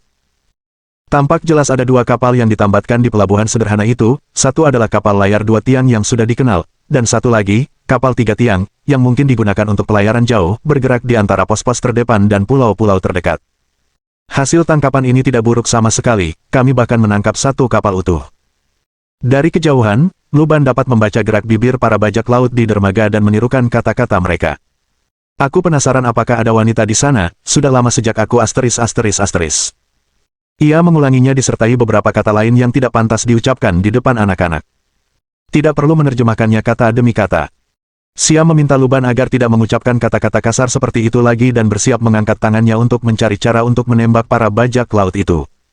Namun cendekiawan Siang segera menghentikannya. Tunggu, Nona Sia, kita harus menjaga dermaga tetap utuh, kalau tidak akan nyaman untuk berlabuh. Dia mengingatkannya. Sia berpikir sejenak dan menyadari bahwa dia benar. Maka, dia mengubah gesturnya, seperti sedang menggambar busur, menarik tangan kanannya pelan-pelan ke belakang sementara jari-jarinya sedikit saling menempel. Saat berikutnya, saat jari-jarinya terlepas, semacam anak panah tak terlihat melesat keluar, menimbulkan angin kencang di sekelilingnya. Dalam sekejap mata, panah ajaib ini telah mencapai dermaga. Bajak laut yang berfantasi tentang wanita itu bahkan tidak sempat bereaksi sebelum dia meledak menjadi awan darah. Dari titik hantaman, kekuatan ledakan yang dahsyat menyebar, menghancurkan para bajak laut yang sedang berjemur di pulau itu, yang tampak seperti anjing laut, menjadi debu. Namun dermaga tetap utuh, menanti kedatangan Luban dan rekan-rekannya. Bab 810. Evolusi. Penjarahan markas bajak laut lebih lambat dari yang diharapkan. Para bajak laut ini menjarah dan merampok, mengumpulkan berbagai macam barang acak. Namun, jika seseorang dapat mengandalkan para bajak laut ini untuk memiliki beberapa keterampilan dalam mengatur material, itu tidak akan sepenuhnya tanpa harapan. Makanan dan kain disimpan bersama-sama, banyak yang sudah berjamur, sementara bola meriamnya sudah lama basah, kemungkinan besar tidak akan meledak bahkan jika dinyalakan. Ada juga banyak karung berisi koin, senjata berkarat, dan banyak lagi. Bajak laut yang tersisa di pulau itu diikat dan ditempatkan di gubuk kayu kecil, mulut mereka disumpal, hanya mampu mengeluarkan suara teredam. Mereka adalah orang-orang yang beruntung, karena Luban belum punya waktu untuk menyelami ingatan mereka. Para pelaut sedang memilah harta karun di pulau itu, dan melihat mereka memuat barang ke kapal membuat tidak jelas siapa bajak laut sebenarnya. Apakah ini juga dianggap harta karun? Kapten Zhang Zheng bergumam pada dirinya sendiri. Tampaknya memang lebih cepat menjarah harta milik bajak laut daripada menjelajah ke pulau tak dikenal. Tentu saja, dalam keadaan normal, kapal mereka hanya dapat bertahan melawan bajak laut, mengandalkan ketangguhan untuk menahan serangan. Jika berhadapan dengan beberapa kapal bajak laut, kemungkinan akan sulit untuk ditangani. Kalau bukan karena Sia dan yang lain, usaha ini tidak akan begitu menguntungkan. Sihir memang suatu hal yang menakjubkan. Kapten Zhang Zheng berpikir, lalu mengeluarkan beberapa perintah lagi. Bersikaplah lembut, ini barang antik. Periksa setiap sudut, pastikan kita tidak meninggalkan apapun. Saat dia berbicara, dia melihat temannya Siang sedang membungkuk, mencari sesuatu di pantai yang jauh. Di sampingnya, Bao-Bao dan Luban mengikuti cendekiawan itu. Anda cari apa? Luban bertanya dengan rasa ingin tahu. Saya dengar ada spesies kepiting teritip yang aneh di pulau-pulau sekitar wilayah laut ini, dan saya ingin tahu apakah spesies itu ada di sini. Sambil membungkuk, Siang berbicara, sambil mengamati pantai dengan cermat. Sekilas, pantai yang belum tergenang itu tampak biasa saja, tetapi jika diamati lebih dekat, terlihat lubang-lubang kecil di pasir, seolah-olah ada serangga yang menggali dan memakan butiran pasir. Siang meraup segenggam pasir dan dengan hati-hati menyingkirkan kotorannya, memperlihatkan sesuatu yang menggeliat di telapak tangannya. Seekor kepiting kecil, hanya seukuran kuku, muncul dari pasir basah, mencoba melepaskan diri dari telapak tangan Siang. Ia segera menangkapnya dengan tangan satunya, tangan mereka terus bertukar hingga semua pasir terlepas, hanya menyisakan kepiting kecil. Siang mengamati dengan saksama, berusaha mengingat semua detail makhluk itu.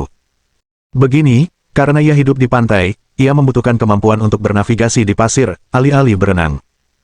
Itulah sebabnya capitnya lebih besar, dan ujung kedua kakinya perlahan-lahan berubah menjadi cakar, yang memungkinkannya tetap kokoh di tempatnya di air pasang surut. Ah Siang berkata dengan penuh semangat, dan setelah mengamati, ia meletakkan kepiting itu kembali ke pantai. Kepiting yang lincah itu dengan cepat menemukan sepetak pasir lepas dan dengan cepat mengubur dirinya, menggunakan capitnya untuk menutupi dirinya dengan pasir. Itu cukup lucu. Luban memperhatikan Bao-Bao tengah menirukan, sambil mengambil segenggam pasir. Dalam sekejap, ada sesuatu yang menggeliat di dalam pasir itu. Akan tetapi, ia menggeliat semakin hebat, dan tak lama kemudian beberapa tentakelnya terentang. Tak lama kemudian, sesosok makhluk yang menyerupai gurita, dengan tentakel dan kepala lunak, tetapi berkaki 8 dan bercapit kepiting, muncul dari telapak tangan Bao-Bao. Makhluk itu memiliki mata besar dan cerdas di kepalanya. Makhluk itu terus menggeliat, menggerakkan tentakelnya, membuat kulit kepala seseorang terasa geli. Namun, perlahan-lahan ia bergerak di tangan Bao-Bao, gambaran tentakelnya melilit pergelangan tangan gadis muda itu agak menjijikkan. Apa yang telah kamu lakukan? Luban melirik Ah Siang, yang masih mencari kepiting lain untuk pembanding dan tidak menyadari situasi mereka, lalu menanyai Bao-Bao. Hanya sedikit percepatan. Bao-Bao dan makhluk itu saling bertatapan, ia membiarkan makhluk itu memanjat lengannya yang halus. Namun, ketika tentakel makhluk itu mencoba meraih ke dalam lengan bajunya, Bao-Bao meraih makhluk itu dengan tangannya yang lain dan, tanpa berpikir dua kali, meremasnya hingga hancur. Puh! Cairan hijau tua berceceran, mendarat di pantai, dan segera tersapu oleh air pasang.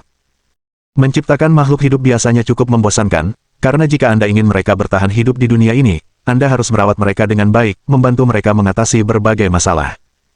Bao-Bao melepaskan cengkeramannya, melemparkan bangkai monster itu ke laut, tangannya masih bersih dan tak bernoda.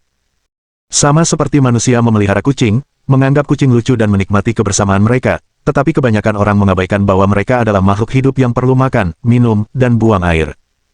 Kita harus merawat kucing-kucing ini, dan ketika kita terbangun di malam hari karena bau kotoran kucing, bahkan makhluk yang paling lucu pun tampak begitu jahat. Sepertinya kamu mengerti banyak hal. Luban tidak tahu Bao-Bao pernah memelihara kucing. Jadi, seringkali, kita menciptakan beberapa makhluk secara acak tanpa peduli apa yang terjadi setelahnya. Bagi saya, itu terutama tergantung pada apakah prosesnya menarik atau tidak. Bao-Bao melepas sepatu dan kaus kakinya yang pucat dan telanjang melangkah di pantai, meninggalkan jejak kaki yang halus. Kepiting teritip yang terkubur dalam kerikil mungkin tidak akan pernah tahu bahwa mereka pernah diinjak oleh inkarnasi dari penguasa kuno. Air laut yang dingin merendam jari-jari kaki Bao-Bao, dia sedikit mengangkat ujung jubah merahnya agar tidak basah, berjalan menuju air yang lebih dalam seperti anak kecil, kakinya dengan ringan menyentuh air yang jernih. Maukah kamu bergabung denganku? Bao-Bao mengundang Luban. Di bawah matahari, dia memang tampak agak familiar. Aku bukan anak kecil. Luban menolak lamaran Bao-Bao. Itu membuatku terdengar seperti anak kecil. Bao-Bao tampak sedikit tidak senang. Luban membalas. Bao-Bao memiringkan kepalanya, tidak yakin. Itu memang masih cukup muda. Luban berpikir sejenak. Usia itu pasti merujuk pada masa keberadaan inkarnasi ini. Jika dihubungkan dengan masa kenangan dan pengetahuan, mungkin Bao-Bao bahkan tidak dapat menyebutkan angka itu. Apakah kamu tidak akan membawa pergi uang itu? Mengabaikan Bao-Bao yang sedang bermain di air, Luban menoleh ke arah Ah Siang. Pria ini benar-benar berbeda dari para pelaut itu. Alih-alih emas dan harta karun, makhluk-makhluk menakjubkan inilah yang menjadi harta karunnya. Saya tidak tertarik dengan hal itu. Ah Siang berkata, sambil mendokumentasikan kondisi ekologis kepiting teritip yang baru saja diamati dengan kuas. Baru setelah menyelesaikan sapuan terakhirnya, ia mendongak dan melanjutkan bicaranya.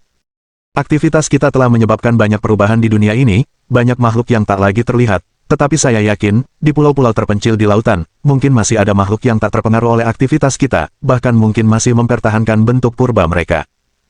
Ia menatap ke arah laut yang berkilauan, matahari yang perlahan terbenam, memancarkan cahaya keemasan, seorang gadis muda berjubah putih dan merah tua bermain-main di air, memberikan kesan sesaat tentang tahun-tahun yang damai. Saya selalu penasaran tentang bagaimana manusia muncul dan bagaimana makhluk berevolusi menjadi bentuk mereka saat ini. Saya ingin memahami lautan ini, makna dunia ini. Pasti ada alasan mengapa kita menjadi seperti ini. Topik penelitian saya adalah tentang evolusi. Ah Siang, ketika berbicara tentang spesialisasinya, menjadi lebih banyak bicara. Sama seperti kepiting-kepiting ini, perbedaan mereka dengan kepiting lainnya disebabkan oleh perbedaan lingkungan. Pada akhirnya, mungkin hanya spesies yang beradaptasi dengan lingkungan tersebut yang bertahan hidup dan berevolusi menjadi bentuk mereka saat ini. Lalu bagaimana dengan manusia? Mengapa manusia terlihat seperti sekarang? Dia tidak bertanya pada Luban, tetapi menatap ke arah langit, seakan-akan mengajukan pertanyaan-pertanyaan ini pada suatu eksistensi agung yang diam-diam mengamati dari atas sana. Ah Siang mungkin tidak menyadari bahwa jawaban atas pertanyaan-pertanyaan ini mungkin diberikan oleh gadis yang sedang bermain air itu. Tentu saja, setelah menerima semua jawaban ini, Ah Siang mungkin tidak lagi dapat mempertahankan wujud manusianya. Tepat saat Ah Siang ingin berkata lebih banyak lagi, dia mendengar panggilan dari area dermaga. "Hei, Ah Siang, kami menemukan peta harta karun." Kapten Zhang Zheng melambaikan tangannya dan mengumumkan dengan penuh semangat. Bab 811. Sabuk tanpa angin. Terhampar di atas meja yang agak berjamur adalah sebuah peta yang terbuat dari kulit binatang yang tidak dikenal. Perkamen itu, berwarna kuning kusam, menggambarkan bentuk beberapa pulau di wilayah laut kecil, menandai salah satunya. Selain itu, terdapat bintik-bintik kecil menyerupai tanah di sudut peta, yang setelah diamati lebih dekat tampak membentuk pola seperti konstelasi. Terlebih lagi, ada gambar-gambar binatang, yang tampaknya menandai bahaya. Sekilas, itu teridentifikasi sebagai peta harta karun. Pada era ini, pelayaran tidak memiliki kemudahan navigasi satelit, dan sebagian besar waktu, tidak ada satu pulau pun yang terlihat di lautan luas dan tak berujung, jadi semua orang mengandalkan bintang untuk menentukan posisi. Dibandingkan dengan pulau-pulau dan terumbu karang yang mungkin menyimpang karena kondisi cuaca, bintang-bintang itu sudah tua dan konstan, peta abadi. Ketika kapal mencapai lokasi yang tepat, bintang-bintang di langit akan muncul dalam susunan seperti yang ditunjukkan pada peta, membuat metode ini cukup praktis. Berdasarkan peta ini, kita masih berlayar sekitar seminggu lagi menuju lokasi harta karun itu, dan bagian laut itu berada di luar jalur pelayaran utama, jarang dilalui kapal lain. Kata sang navigator sambil memeriksa peta lautnya sendiri. Sebagian besar lautan luas masih belum dijelajahi manusia, karena arus laut dan musim hujan memengaruhi rute pelayaran yang sebagian besar tetap, yang dikembangkan melalui darah dan air mata pelajaran yang dipetik para pendahulu. Di luar rute-rute ini, perairannya berbatu atau berarus tidak stabil, dan bahkan mungkin ada monster laut, yang tak berani disentuh oleh kapal-kapal biasa. Di bumi, selama era penemuan maritim, kapal-kapal juga sebagian besar berlayar di sepanjang tepian benua, jarang menyeberangi lautan secara langsung, dan mereka yang berani dicatat oleh sejarah sebagai penjelajah benua yang hebat. Perairan tak dikenal ini juga telah menjadi tempat berlindung bagi para bajak laut, banyak di antaranya mendirikan sarang dan pangkalan mereka di tempat-tempat terpencil, yang hanya bisa dilayari oleh para bajak laut itu sendiri.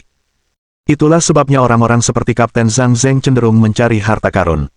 Namun, daerah itu adalah sabuk tanpa angin, sangat berbahaya. Tambah navigator sambil menunjuk ke peta laut milik mereka.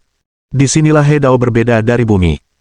Di bumi, daerah doldrum biasanya merujuk pada daerah di sekitar Khatulistiwa dan sekitar 30 derajat lintang utara dan selatan, yang mana kondisi geografisnya menciptakan zona angin tenang meskipun tidak sepenuhnya tanpa angin hampir sepanjang waktu. Namun, di Hedao, sabuk tanpa angin terdiri dari beberapa petak area.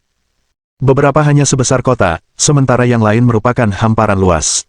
Di area ini, bahkan angin pun tak berhembus, udaranya benar-benar tenang, dan kapal bertenaga angin yang secara tidak sengaja memasuki zona ini akan kehilangan tenaga penggerak dan akhirnya menemui ajalnya di laut.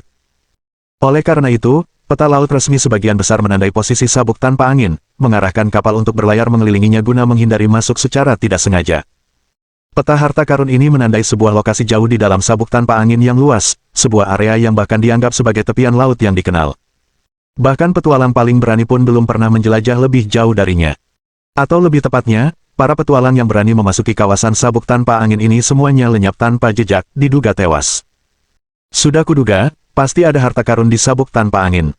Zhang Zheng tidak patah semangat, sebaliknya, ia menjadi lebih bersemangat. Ah Siang, aku sudah bilang ada harta karun di sabuk tanpa angin, dan kau tidak percaya.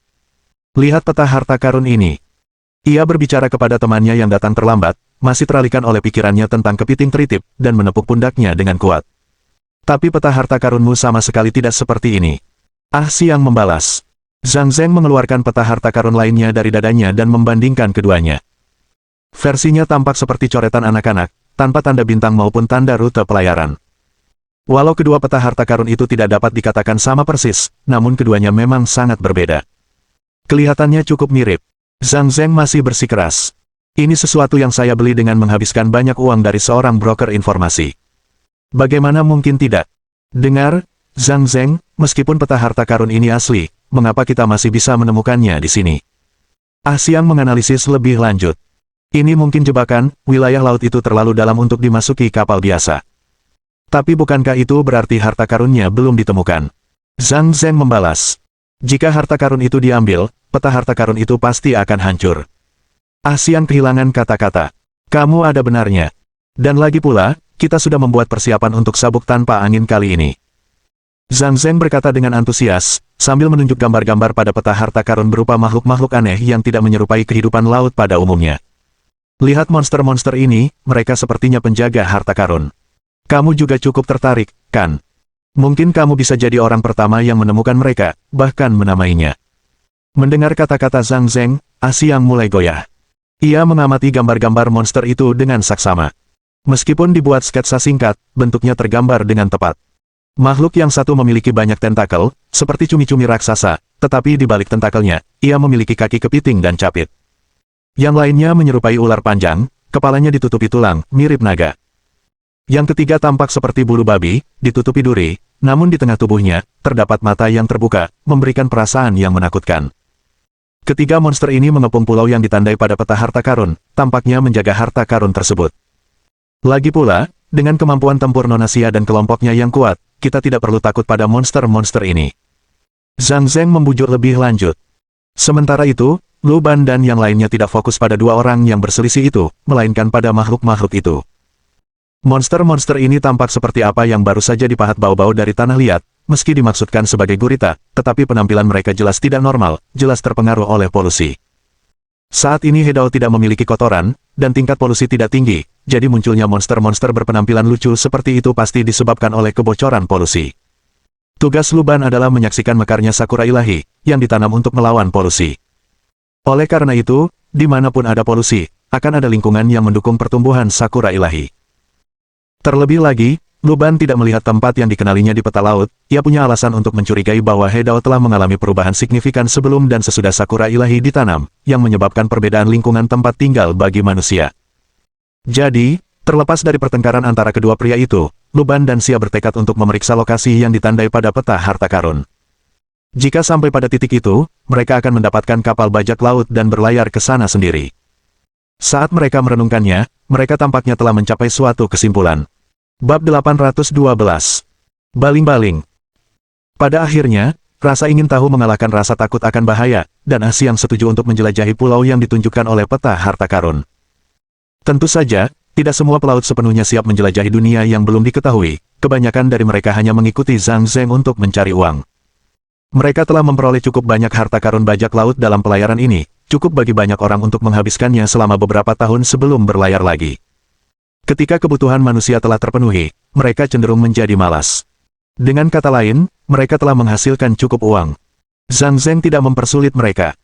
Mereka yang bersedia menemaninya menaiki kapal, sementara sisanya tetap tinggal di pulau, menunggu kepulangan mereka.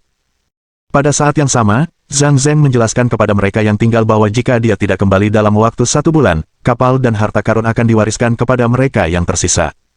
Lagi pula, jika tidak ada kabar selama sebulan, kemungkinan besar mereka sudah hilang untuk selamanya. Tentu saja, ada kemungkinan para pelaut akan membelot begitu Zhang Zeng dan krunya berangkat, membawa harta karun itu dan kembali ke rumah. Oleh karena itu, Zhang Zeng membawa peta laut bersamanya, dan navigator yang bertanggung jawab memandu kapal pun ikut bersamanya.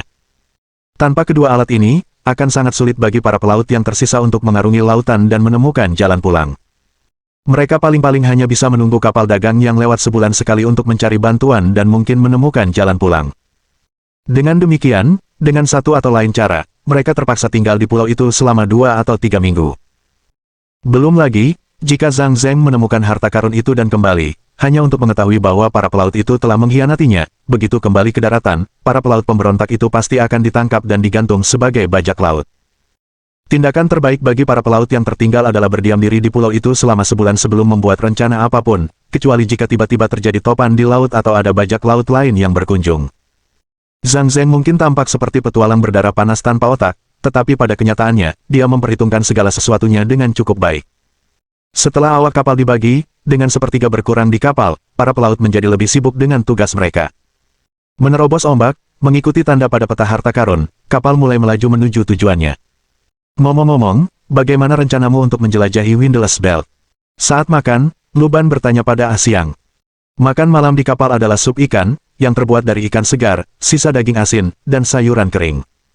Rasa supnya pas-pasan. Di laut lepas, air tawar dan sayuran merupakan sumber daya yang berharga. Sudah menjadi rahasia umum bahwa tanpa vitamin dari sayuran, pelaut rentan terkena penyakit kudis, sehingga kini kapal-kapal laut cenderung menyimpan sayuran kering dan anggur murah dalam jumlah besar sebagai suplemen vitamin. Kami telah memperoleh perangkat yang dapat ditenagai dengan membakar alkohol, berputar di dalam air, dan mendorong kapal ke depan. Zhang Zeng menyesap sup ikan, mengerutkan kening, dan menjelaskan. Seru Lu Ban. Entah kenapa kedengarannya familiar. Ini dibuat oleh perajin terbaik di kota. Kabarnya ini diberikan kepada para pejabat, dan saya berhasil mendapatkannya melalui beberapa koneksi, ujar Zhang Zeng dengan bangga. Bisakah kita melihatnya nanti? Lu Ban bertanya lagi. Tentu saja.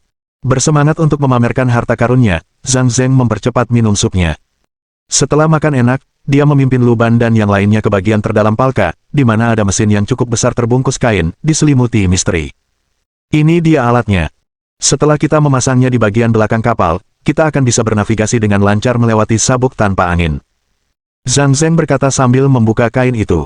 Sebuah mesin yang agak aneh muncul di depan mata orang-orang. Berbeda dengan mesin dayung yang diingat Lu Ban, perangkat ini sebagian besar strukturnya terekspos, terdiri dari banyak roda gigi dan bantalan. Alih-alih menyerupai mesin yang tahan lama, ia lebih tampak seperti sebuah karya seni, dengan gaya steampunk yang khas. Lu Ban mendekati perangkat itu dan meletakkan tangannya di permukaannya ketika kata-kata yang tak terhitung jumlahnya muncul. Sebuah mahakarya cerdik dari perajin hebat, sebuah langkah kecil bagi umat manusia menuju era uap. Selama ada cukup alkohol, ia akan beroperasi, memastikan penggunanya bukan pemabuk. Beberapa desain yang melampaui zaman mungkin menimbulkan masalah kecil, tetapi selama kita mengekang rasa ingin tahu, tidak ada yang perlu dikhawatirkan. Harga eceran yang disarankan, tidak ada. Tanpa diduga, hal ini benar-benar bisa berhasil. Lu Ban merenung sejenak. Ia tidak tahu ada alat seperti itu di Hedao, mungkinkah ini berarti teknik pembuatan alat ini mungkin akan hilang di masa mendatang. Terlebih lagi, dilihat dari deskripsi benda tersebut, benda itu bukan semata-mata hasil kemajuan teknologi domain asing. Perajin yang merancang dan membuatnya pasti terinspirasi dari alam lain, yang terpapar polusi dalam taraf tertentu. Barangkali perangkat ini mengandung beberapa polusi yang tak terduga, seseorang harus menggunakannya tanpa berusaha membedahnya. Faktanya, meskipun alat ini hanyalah tipuan belaka, dan Zhang Zeng yang malang tertipu lagi, Lu Ban masih punya cara untuk menavigasi kapal melewati sabuk tanpa angin. Masalahnya memang tidak signifikan, tetapi penampakan alat ini semakin memperdalam rasa ingin tahunya tentang perkembangan Hedao di masa depan. Kembali ke dek, cahaya bulan redup, tetapi bintang-bintang bersinar terang. Mereka membentuk bentuk-bentuk yang berbeda, ditetapkan sebagai rasi bintang oleh imajinasi luar biasa manusia zaman dahulu, yang mengarahkan arah navigasi. Pemandangan malam ini sepenuhnya berbeda dari apa yang pernah dilihat Lu Ban di bumi, dan rasi bintang itu mempunyai nama tersendiri. Lu Ban memperhatikan Asi yang duduk di dekat pagar di salah satu sisi kapal, menuliskan catatan di buku catatan. Semakin dekat, ia melihat laut di sisi itu tampak memancarkan cahaya redup. Itu ubur-ubur, tepatnya, ubur-ubur bercahaya yang hanya bisa dilihat di laut lepas. Mereka berkerumun dan menggunakan cahayanya untuk menarik ikan-ikan kecil, yang kemudian mereka mangsa. Kata Asyang sambil menatap laut. Di tengah cahaya itu, ubur-ubur yang tak terhitung jumlahnya terlihat bergoyang dan mengapung di lautan, menarik gerombolan ikan yang berkelok-kelok di antara mereka. Sesekali, seekor ikan akan berhenti berenang, terjerat oleh tentakel ubur-ubur, terbungkus, menjadi makanan bagi pertumbuhan mereka. Ubur-ubur ini konon katanya punya khasiat obat, tapi sampelnya sangat langka, hanya orang kaya yang mampu membelinya. Karena teknologi pelapisan es belum berkembang dengan baik, penangkapan ikan di laut dalam sulit dilakukan di Hedao, bahkan penduduk pesisir mungkin tidak menjumpai makhluk laut, apalagi datang ke perairan ini untuk penelitian ekologi.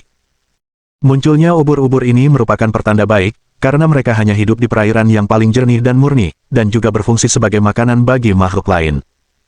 Asyang menunjuk ke kejauhan, dan Lu Ban melihat sesosok gelap perlahan mendekat, bergerak sejajar dengan kapal mereka, menuju cahaya yang berkelap-kelip. Saat berikutnya, diterangi oleh cahaya itu, bentuk gelap itu menampakkan dirinya, seekor paus besar dengan sirip yang mengepak seperti sayap dan tubuhnya yang besar memecah permukaan, memunculkan segumpal ubur-ubur bercahaya. Tubuh paus yang nyaris transparan memungkinkan para pengamat untuk melihat cahaya redup ubur-ubur saat mereka ditelan, dan saat terjun ke dalam air, ia menimbulkan gelombang besar sebelum segera menyelam kembali ke laut dalam, dan menghilang dari pandangan. Ini adalah paus air, yang sebagian besar terbuat dari air, yang memberi mereka kecepatan luar biasa dan membuat mereka pandai menyembunyikan diri. Untungnya, mereka tidak agresif, malah, mereka hewan yang cukup jinak. Asyang menjelaskan lebih lanjut. Makhluk-makhluk ini menciptakan rantai makanan yang lengkap di lautan, yang memungkinkannya untuk bertahan hidup, terus berlanjut tanpa batas, dan tetap eksis. Dia berkomentar dengan sedikit nada melankolis. Lu Ban menggemakan sentimen tersebut. Dia tahu betul bahwa di masa depan Hedao, tidak satu pun makhluk ini akan ada lagi. Peradaban dan ekologi yang cemerlang seperti itu akan hancur total akibat laju polusi. Bab 813. Lautan Ketenangan. Banyak orang menganggap pengalaman berlayar mengasyikkan dan baru. Hari-hari pertama setelah menaiki kapal memang seperti itu, entah itu deburan ombak, birunya langit, atau burung-burung camar yang terbang tinggi di samping lambung kapal, semuanya memberikan rasa kebebasan tanpa batas. Namun ketika lebih dari separuh pelayaran telah usai, menghadapi dunia yang hanya dipenuhi ombak tak berujung di bawah langit berwarna sama, bahkan individu yang paling ingin tahu pun menjadi lelah. Belum lagi persediaan makanan di atas kapal yang terbatas, untuk memanfaatkan sumber daya semaksimal mungkin, para pelaut kebanyakan memancing untuk makan malam. Menyantap ikan laut segar yang baru ditangkap sekali atau dua kali makan memang nikmat, tetapi lama-lama jika dipadukan dengan bumbu hambar dari Hedao, rasanya jadi menyiksa. Bahkan Luban sudah mulai membuat kecap dan mengembangkan cara memakan ikan mentah, jauh lebih baik daripada merusak daging ikan dengan berbagai bumbu. Luban menyadari saat itu bahwa di beberapa tempat orang-orang makan makanan mentah, itu bukan karena mereka buas, mungkin hanya karena tidak ada koki yang handal. Yang terkuatlah yang bertahan, membiarkan semua orang bebas memilih, yang pada akhirnya mengarah pada tradisi makan makanan mentah. Lagi pula, perutnya tidak takut pada parasit, jadi meskipun ikan itu menggeliat dengan cacing kuning tua, dia bisa memakannya tanpa mengubah ekspresinya. Dibandingkan dengan gandum dan roti, keunggulan beras terletak pada kemudahan penyimpanannya, dan saat hendak dimakan, tinggal tambahkan air, panaskan, dan masak. Bahkan ketika dia terlalu malas, mudah saja untuk mencampurkannya ke dalam sup ikan untuk membuat bubur nasi. Luban duduk di dek, makan 2 mangkuk besar nasi dengan kecap dan irisan ikan mentah. Cuacanya tidak bagus, kita akan segera memasuki sabuk tanpa angin, dan sepertinya badai sedang bersiap. Ujar cendekiawan Siang sambil menatap langit mendung di depan. Badai di sabuk tanpa angin. Dia tidak begitu mengenal sabuk tanpa angin dan tidak yakin apakah hal itu sama di era ini seperti di masa depan, tetapi karena disebut sabuk tanpa angin, apakah masuk akal secara ilmiah jika masih ada pergerakan atmosfer seperti badai? Ya, banyak hal di domain asing yang sebenarnya tidak ilmiah. Sebenarnya, badai di sabuk tanpa angin itu baik bagi kita karena selama arah anginnya mendukung, kita bisa menempuh jarak yang jauh di dalamnya. Siang tidak menunjukkan ekspresi tegang, tetapi tampak agak santai. Aku ingat kita seharusnya menurunkan layar saat badai, Sia melirik layar putih yang tertiup angin di tiang utama. Jika layar tidak diturunkan saat terjadi badai, kapal dapat dengan cepat terbalik karena aliran udara, atau tiang kapal dapat patah karena tertiup angin kencang. Kebanyakan topan yang diamati manusia telah mengalami perjalanan panjang dan melemahnya daratan. Topan yang sesungguhnya hanya dapat dilihat di laut. Di bawah pengaruh air laut, tekanan di pusat topan ini sangat rendah, melampaui batas pemahaman manusia. Seperti yang dilihat Luban di depannya. Di dalam sabuk tanpa angin, awan besar telah berkumpul selama 2 hari terakhir, dan sekarang membentuk lapisan awan gelap yang menghalangi langit. Permukaan laut mulai beriak, membuat perjalanan kapal tidak lagi mulus. Kalau melihat ke depan, terlihat hamparan awan gelap gulita, dengan kilatan petir yang tak terhitung jumlahnya, kilatan petir yang menyambar lautan, menyebarkan api liar ke dalam air yang dalam dan redup, menerangi kedalaman yang gelap. Luban menyelesaikan makannya dan pergi ke haluan untuk melihat ke depan. Ada garis batas yang jelas di lautan. Di sisi batas ini, ombak bergulung-gulung, mengikuti arah angin. Di dalam batas, airnya tenang, tanpa satu gelombang pun, seperti cermin. Bahkan kilat yang memasuki batas tampak pucat dan lemah, seolah-olah ada kekuatan luar biasa di dalam yang menetralkan semua konflik dan kontradiksi, mereduksi segalanya menjadi ketiadaan. Boom! Di tengah rentetan guntur, Luban melihat kilat yang mencoba memecah keheningan di dalam batas mulai melambat saat memasuki wilayah itu. Kecepatan aslinya tak ditemukan dimanapun, hanya menyisakan arus lambat yang perlahan terbentuk di udara, akhirnya jatuh ke laut seperti kembang api, menyebar, dan memudar menjadi ketiadaan. Sabuk tanpa angin tampaknya lebih dari sekadar ketiadaan angin. Tampaknya hal itu sepenuhnya menentang hukum sains, menyebabkan apapun yang memasuki sabuk tanpa angin jatuh ke dalam keadaan stagnasi dan diam. Saya akan mencoba. Sia datang ke sisi Luban, tangannya mengembunkan bola kekuatan magis yang tak terlihat, dan sebuah anak panah melesat ke arah batas sabuk tanpa angin. Beberapa saat kemudian, anak panah tak kasat mata itu memasuki sabuk tanpa angin. Ia terus berjuang maju namun akhirnya menghilang setelah menempuh jarak beberapa ratus meter ke sabuk tanpa angin. Bukan hanya angin yang berhenti, semua gerakan perlahan terhenti. Ini adalah akibat dari polusi, gumam Sia. Bila mana tidak mempunyai kemampuan untuk melawan pencemaran, maka ketika memasuki sabuk tanpa angin, aliran udara akan terhenti terlebih dahulu. Kemudian kapal tidak dapat bergerak, dan akhirnya fungsi fisiologis manusia akan menurun, bahkan pertumbuhan dan reproduksi bakteri cenderung terhenti. Inilah ruang stagnasi yang sesungguhnya. Bagi Xia dan Luban, polusi ini seharusnya tidak menjadi masalah. Namun hal itu bisa jadi menyusahkan bagi orang-orang di kapal. Xia melirik para pelaut lalu berbicara kepada Kapten Zhang Zheng. "Kapten, mari kita tunggu sampai malam untuk memasuki sabuk tanpa angin." "Malam? Kenapa?" Zhang Zheng tidak begitu mengerti, badai tampaknya menyebar dengan cepat, dan jika mereka ingin memanfaatkan angin untuk memasuki sabuk tanpa angin, sekaranglah waktu terbaik. Menjelang malam, mereka mungkin akan kehilangan kesempatan itu. Topan laut bergerak cepat dan bisa lenyap dalam sekejap. Hari masih siang, dan menjelang tengah malam topan itu mungkin benar-benar lenyap dari mereka. Namun karena Xia yang berbicara, Zhang Zheng tidak berani bertanya terlalu banyak. Dia sendiri belum pernah benar-benar pergi ke Windless Belt, semua itu adalah apa yang dia dengar dari para pendahulunya, dan dia sedikit bersemangat sekarang. Turunkan layarnya, amankan semua yang ada di dek. Di bawah pimpinan Kapten Zhang Zheng, para pelaut mulai sibuk. Luban tahu betul bahwa Xia pasti berencana menunggu hingga tengah malam untuk memanggil mantra yang tepat guna melawan polusi sabuk tanpa angin. Meski tugas ini juga bisa diserahkan kepada Bao-Bao, rasanya agak aneh membiarkan avatar dewa luar melindungi manusia. Saat para pelaut meninggalkan dek dan perlahan-lahan kembali ke kabin, hujan mulai turun. Mulanya gerimis saja, namun tak lama kemudian hujan makin deras, petir menyambar, guntur menggelegar, diiringi gemuruh ombak. Kalau mereka menjatuhkan jangkar sekarang, kapal itu mungkin tidak akan mampu menahan tekanan dan bisa patah menjadi dua. Satu-satunya pilihan mereka adalah hanyut mengikuti ombak, mengandalkan berat dan stabilitas kapal untuk melawan badai. Biarkan angin datang lebih ganas. Kapten Zhang Zheng berdiri di dekat kemudi, mengendalikan arah kapal dengan kemudinya, mengarahkan haluan ke arah datangnya gelombang, sebab jika kapal sejajar dengan gelombang, maka kapal akan mudah terbalik. Karena layarnya sudah tidak memiliki tenaga lagi, hanya kemudi Zhang Zheng yang bisa menentukan nasib kapal. Angin menderu, petir menyambar awan, dan para pelaut duduk di kabin mereka dengan mata terpejam, berdoa kepada para dewa yang keberadaannya tidak mereka ketahui. Di bagian terbawah kabin, Xia pun memejamkan matanya rapat-rapat, namun ia menunggu. Pada tengah malam, kapal yang diselimuti badai telah sampai di tepi batas antara laut dalam dan domain asing, diambang tabrakan dengan sabuk tanpa angin. Kapten Zhang Zheng, yang basah kuyup, melihat ke depan sebuah dunia yang sunyi, di mana dalam keheningan itu, kegilaan dan teror sedang terjadi. Tanpa ada ruang untuk perlawanan, seluruh kapal terjun ke sabuk tanpa angin. Pada saat yang sama, di dalam kabin, Xia membuka matanya. Bab 814. Pelayaran panjang di sabuk tanpa angin. Saat kapal terjun ke sabuk tanpa angin, Zhang Zheng merasa ada sesuatu yang berubah. Deru petir yang menggelegar mereda, dan hujan deras yang mengguyur di dekatnya tiba-tiba mereda. Kebisingan yang dulu memenuhi telinganya lenyap, hanya menyisakan dunia yang sunyi. Ia merasa seakan-akan udara pun membeku, napasnya menjadi sulit, udara yang tadinya ringan berubah menjadi berat, dan bahkan reaksinya mulai melambat. Namun, pada saat berikutnya, seolah dibelai oleh angin musim semi, Zhang Zheng merasakan segalanya kembali normal, dan dia menarik napas dalam-dalam untuk menghirup udara segar sebelum berbalik untuk melihat badai di belakang kapal. Angin kencang di luar sabuk tanpa angin terus berlanjut, tetapi di dalam sabuk, terdapat ketenangan abadi.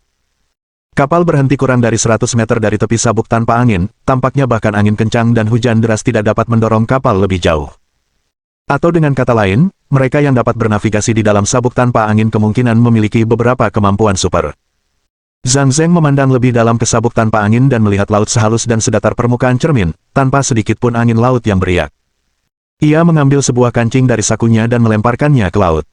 Tombol itu mengenai air, menimbulkan cipratan kecil, namun tak lama kemudian, riak-riak itu mereda, dan air kembali ke keadaan tenang semula. Benar-benar tidak ada angin di sini. Saat Zhang Zheng tengah merenung, dia melihat para pelaut keluar dari kabin satu demi satu, dengan rasa ingin tahu mengamati keadaan di sekelilingnya. Kalian semua berdiri di sini untuk apa? Keluarkan alat itu. Zhang Zheng segera memberi perintah. Para pelaut dengan kikuk mengangkat peralatan berat itu, memasangnya di buritan kapal, dan Zhang Zheng menuangkan satu tong anggur ke dalamnya, lalu melemparkan sumbu yang menyala ke busi dan menyalakan mesin uap. Dia mendapati mesinnya tidak merespons, jadi dia menarik tali yang dimaksudkan untuk membuat piston bergerak lagi. Kali ini, suara menyenangkan dari mesin yang beroperasi akhirnya dimulai. Baling-baling mulai berputar, dan seluruh kapal mulai bergerak perlahan. Tidak buruk sama sekali, hanya sedikit boros dalam hal anggur. Zhang Zheng mendesah, meneguk anggur dalam-dalam, lalu menuangkan sisanya ke dalam mesin uap. Luban juga naik ke dek. Mantra Xia memastikan area di sekitar kapal bebas dari polusi, dan Luban menggunakan penglihatan sejati untuk melihat sekeliling, banyak kata muncul dalam pandangannya. Kekuatan yang membawa semua hal menuju stasis mengelilingi tempat ini, jangan berhenti bergerak. Sepertinya ada beberapa entitas yang tidak biasa di depan, lanjutkan dengan hati-hati. Jika kamu mati di sini, tubuhmu tidak akan membusuk selama ratusan tahun, bukankah itu mengharukan? Lebih baik diam saja, di tempat sunyi ini, tindakan apapun akan menarik perhatian mereka. Sepertinya ada makhluk lain di sini. Itu sudah bisa diduga, lagi pula, peta harta karun telah menggambarkan monster-monster itu. Sabuk tanpa angin mungkin bisa membuat segalanya statis, tetapi tentu saja, ada makhluk yang bisa mengandalkan kekuatan luar biasa mereka untuk membebaskan diri. Ini juga menjelaskan mengapa, di laut yang begitu tenang, apapun yang mampu bergerak normal akan segera menarik perhatian makhluk-makhluk itu. Seperti, saat ini, Luban melirik mesin uap yang bergemuruh. Saat berikutnya, dia merasakan jantungnya berdebar kencang. Dia pergi ke haluan kapal, dan di bawah pantulan langit berbintang, Luban melihat sesuatu yang gelap berkumpul di bawah permukaan laut yang tenang di depannya. Polusi menarik polusi. Makhluk-makhluk ini, yang mampu bergerak bebas di sabuk tanpa angin, pasti telah mengalami banyak polusi. Mereka juga mendambakan sumber polusi lain dan, setelah mendeteksi seseorang memasuki sabuk tanpa angin, mereka akan mengikuti gangguan tersebut. Dalam penglihatan sejati Luban, dia dapat melihat monster itu secara keseluruhan. Makhluk itu seperti ular, setebal truk tangki, bersisik tajam. Kepalanya memiliki lempengan tulang pucat, mirip makhluk yang digambarkan di peta harta karun. Tetapi Luban sekarang dapat melihat dengan jelas bahwa benda itu tidak terbungkus tulang di luar kulitnya, kepalanya hanya tulang saja. Tanpa kulit, otot, atau pembuluh darah, tengkoraknya berongga. Api hijau berkelap-kelip di rongga mata makhluk itu, menyala dengan ganas bahkan di bawah air, menerangi hamparan laut yang luas dan meredupkan bintang-bintang di atas. Tubuh ular itu juga terdiri dari tulang-tulang, tanpa daging, seolah-olah hantu yang telah lama mati muncul dari tumpukan tulang. Kerangka hitamnya sesekali terlihat di dalam air. Ular itu membentang ratusan meter, cukup untuk menenggelamkan seluruh kapal. Ia bergerak cepat dan dalam sekejap mata, ia sudah berada dalam jangkauan lengan. Luban berdiri di haluan, mewujudkan revolver perak testamen di tangannya. Mengisinya dengan speech bullet, gema keberadaan kuno, dia membidik monster yang mendekat dan menembak dengan tegas. Peluru tak kasat mata itu mengenai monster itu, dan Luban melihat pergerakannya tiba-tiba menjadi kurang lancar. Ia mulai berputar-putar, mengaduk air, memecah ketenangan permukaan. Makhluk itu kemudian melesat ke langit, api hijau di matanya berubah menjadi merah dan dengan cepat menyebar ke seluruh tubuhnya. Tampaknya meskipun makhluk-makhluk ini dapat bergerak di sabuk tanpa angin, mereka tetap tidak dapat menahan bisikan-bisikan makhluk purba. Lagi pula, Hedao pada masa-masa awalnya mungkin tidak terlalu tercemar, sehingga makhluk-makhluk ini tidak menunjukkan karakteristik ketahanan polusi yang sama seperti kotorannya. Satu speech bullet saja sudah lebih dari cukup. Ular raksasa itu menggali ke dalam awan, menggeliat sambil melepaskan petir berwarna merah tua. Sepertinya itu belum cukup. Luban menyaksikan lapisan bulu halus tumbuh dengan cepat di tulang-tulang hitam ular itu, mengembang dengan cepat menjadi daging. Sesaat kemudian, seekor ular besar berdaging busuk muncul di atas awan. Meskipun menjadi gila karena bisikan-bisikan keberadaan kuno, ia tidak langsung mati, ia hanya kehilangan target awalnya. Selanjutnya, seiring korosi menyebar, ia mulai melepaskan polusinya sendiri. Untungnya, stasis yang melekat pada sabuk tanpa angin membuat penyebaran polusi berlangsung sangat lambat hingga akhirnya terhenti. Kemudian, situasi yang sangat aneh terjadi. Ular yang membusuk itu jatuh di awan, tiba-tiba melambat. Lalu, gerakannya membeku di tempat. Petir merah tua, awan gelap, dan ular yang samar-samar terlihat di atas semuanya melayang di udara. Seolah-olah itu selalu ada dan akan terus ada. Sepertinya kewarasannya terpengaruh, menyebabkan kekuatan luar biasa yang menentang karakteristik laut ini gagal, itulah sebabnya ia terikat di sini. Xia meliriknya, lalu berbalik melihat para pelaut menatap tercengang pada segalanya, merasa seolah-olah mimpi buruk telah menjadi kenyataan. Sampai batas tertentu, kewarasan mereka pasti telah berkurang juga. Dengan mulut ternganga, Asyang menatap ular yang membeku di udara dan tiba-tiba mendapat inspirasi. Jika tempat ini memiliki karakteristik seperti itu, mungkinkah ada makhluk purba, atau bahkan manusia, yang telah diawetkan di sini? Di tengah gemuruh baling-baling, mereka dengan cepat melihat sebuah kapal megah dan terang benderang yang ditambatkan di perairan di depan. Bab 815. Waktu yang memadat. Kapal itu jauh lebih besar daripada yang ditumpangi Luban saat ini, dan sulit membayangkan bahwa kapal penumpang sebesar itu pernah muncul di dunia ini. Teknologi pembuatan kapal seperti itu hanya bisa dimiliki oleh pedagang kaya dengan sumber daya keuangan yang kuat. Badai di belakang mereka masih berkecamuk, tetapi angin kencang dan hujan tidak dapat menembus penghalang sabuk tanpa angin, dan bahkan suaranya pun perlahan memudar. Di depan, langit malam yang dalam dan laut yang tenang diterangi oleh kapal yang megah, yang memancarkan perasaan hangat yang tak terduga. Di langit, Ular raksasa di dalam awan yang pekat tampak ganas dan menakutkan, tetapi semua orang tahu bahwa ia tak akan berubah lagi. Ia akan menjadi patung, berdiri di sini sebagai peringatan bagi mereka yang datang setelahnya. Ayo kita lihat ke sana. Xia menunjuk ke arah kapal di depan. Situasi aneh seperti itu tentu saja tidak normal dan perlu diperiksa. Berlayar. Tatapan Zhang Zeng masih tertuju pada makhluk di awan, dan dia merasa takjub dengan situasi di wilayah laut ini, tetapi dia juga merasa sedikit takut. Kalau bukan karena sihir Xia, dia rasa dia sudah jadi seperti itu setelah menyerbu masuk sebentar saja, dan membeku selamanya saat itu.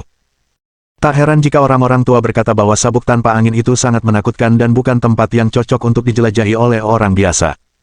Adapun Axiang, ia memanfaatkan kesempatan itu untuk membuat sketsa makhluk itu. Makhluk aneh seperti itu belum pernah terlihat sebelumnya dan layak untuk direkam. Kekuatan apa yang memungkinkannya bergerak? Ia tidak memiliki otot atau pembuluh darah, bagaimana ia bisa bergerak? Axiang terus bergumam pada dirinya sendiri. Hehe, mungkin itu semacam kekuatan misterius, rahasia keabadian. Tiba-tiba sebuah suara muncul di sampingnya, mengagetkan sang sarjana. Bao-bao tengah duduk di pagar kapal dengan pose yang sangat berbahaya, menopang dagunya dengan satu tangan dan memperlihatkan dua kakinya yang ramping dan indah di balik celana merahnya, menjuntai di atas laut, jari-jari kakinya bergoyang-goyang, menyebabkan Axiang menelan ludahnya tanpa sadar. Menghadapi seorang gadis yang pesonanya tampaknya menembus batas kemanusiaan, dia berusaha keras untuk mendapatkan kembali kemauannya dan bertanya. Rahasia keabadian. Ya, kau mau tahu. Kalau kau menguasai rahasia hidup abadi, kau bisa seperti ini, dan tidak mati selama ratusan atau ribuan tahun. Bao-bao berkata dengan sungguh-sungguh, suaranya seperti harpa yang mengalir dengan melodi indah, memetik hati setiap pendengarnya. Apakah hal seperti itu benar-benar ada? Napas Axiang tiba-tiba menjadi sedikit lebih cepat. Siapa yang tidak ingin tahu rahasia seperti itu? Namun dia melirik monster yang terbuat dari tulang-tulang putih dan mengingatkan dirinya sendiri pada waktunya. Jika Anda hanya bisa hidup seperti itu, keabadian tampaknya tidak begitu menarik.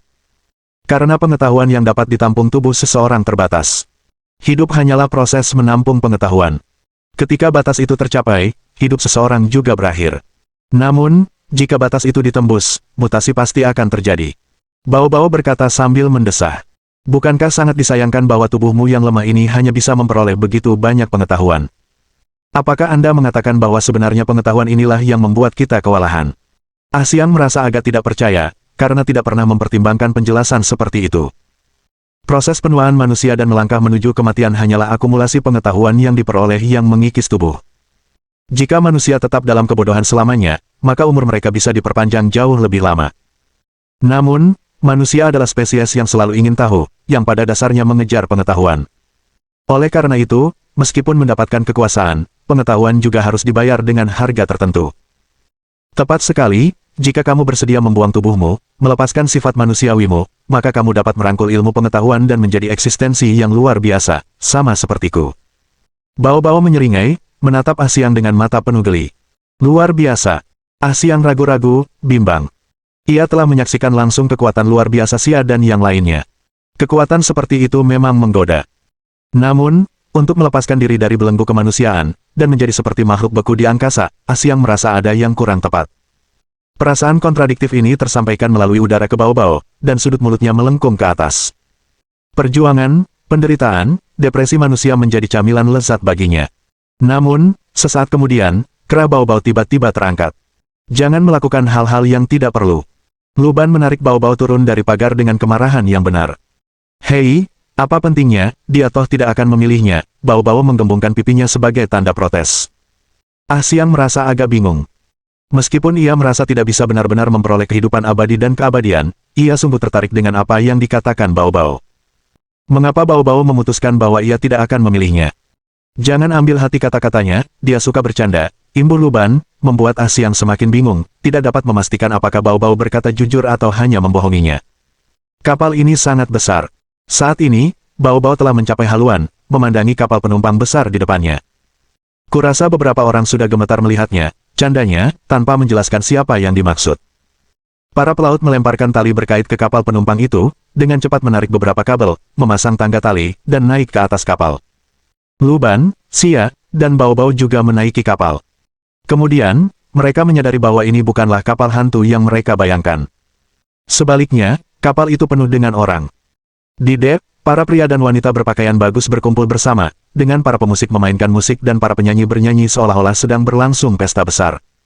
Namun, gerakan semua orang terhenti dalam waktu. Entah itu para penari yang bergerak dengan gemulai, para pemusik yang bermain dengan khusyuk, para pelayan yang membawakan anggur berkualitas, atau para tamu yang makan dengan lahap, tanpa menghiraukan celoteh orang tua atau anak-anak, semuanya terpaku pada satu titik. Kulit mereka masih bersinar berkilau seolah-olah mereka masih hidup, bahkan makanan dan minumannya tampak seperti baru saja keluar dari oven, mengepul panas. Kelap-kelip lampu membuat pemandangan itu tampak lebih menyeramkan. Apakah kapal ini tersesat ke sabuk tanpa angin lalu membeku? Xia bertanya-tanya, apakah tanpa peningkatan sihir, kapal biasa yang memasuki sabuk tanpa angin akan berakhir seperti ini?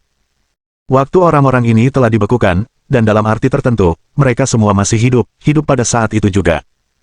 Jika kita menghilangkan kekuatan yang diberikan kepada mereka, bisakah kita menghidupkan mereka kembali? Tanya Luban. Dia mengulurkan tangan, merobek kaki ayam yang tampak sangat menggugah selera dari piring di meja makan, menciumnya, lalu menggigitnya dalam-dalam. Rasanya cukup enak, bagaimana mungkin kualitas memasaknya menurun drastis akhir-akhir ini? Luban bergumam sambil mengambil segelas anggur dan meneguknya.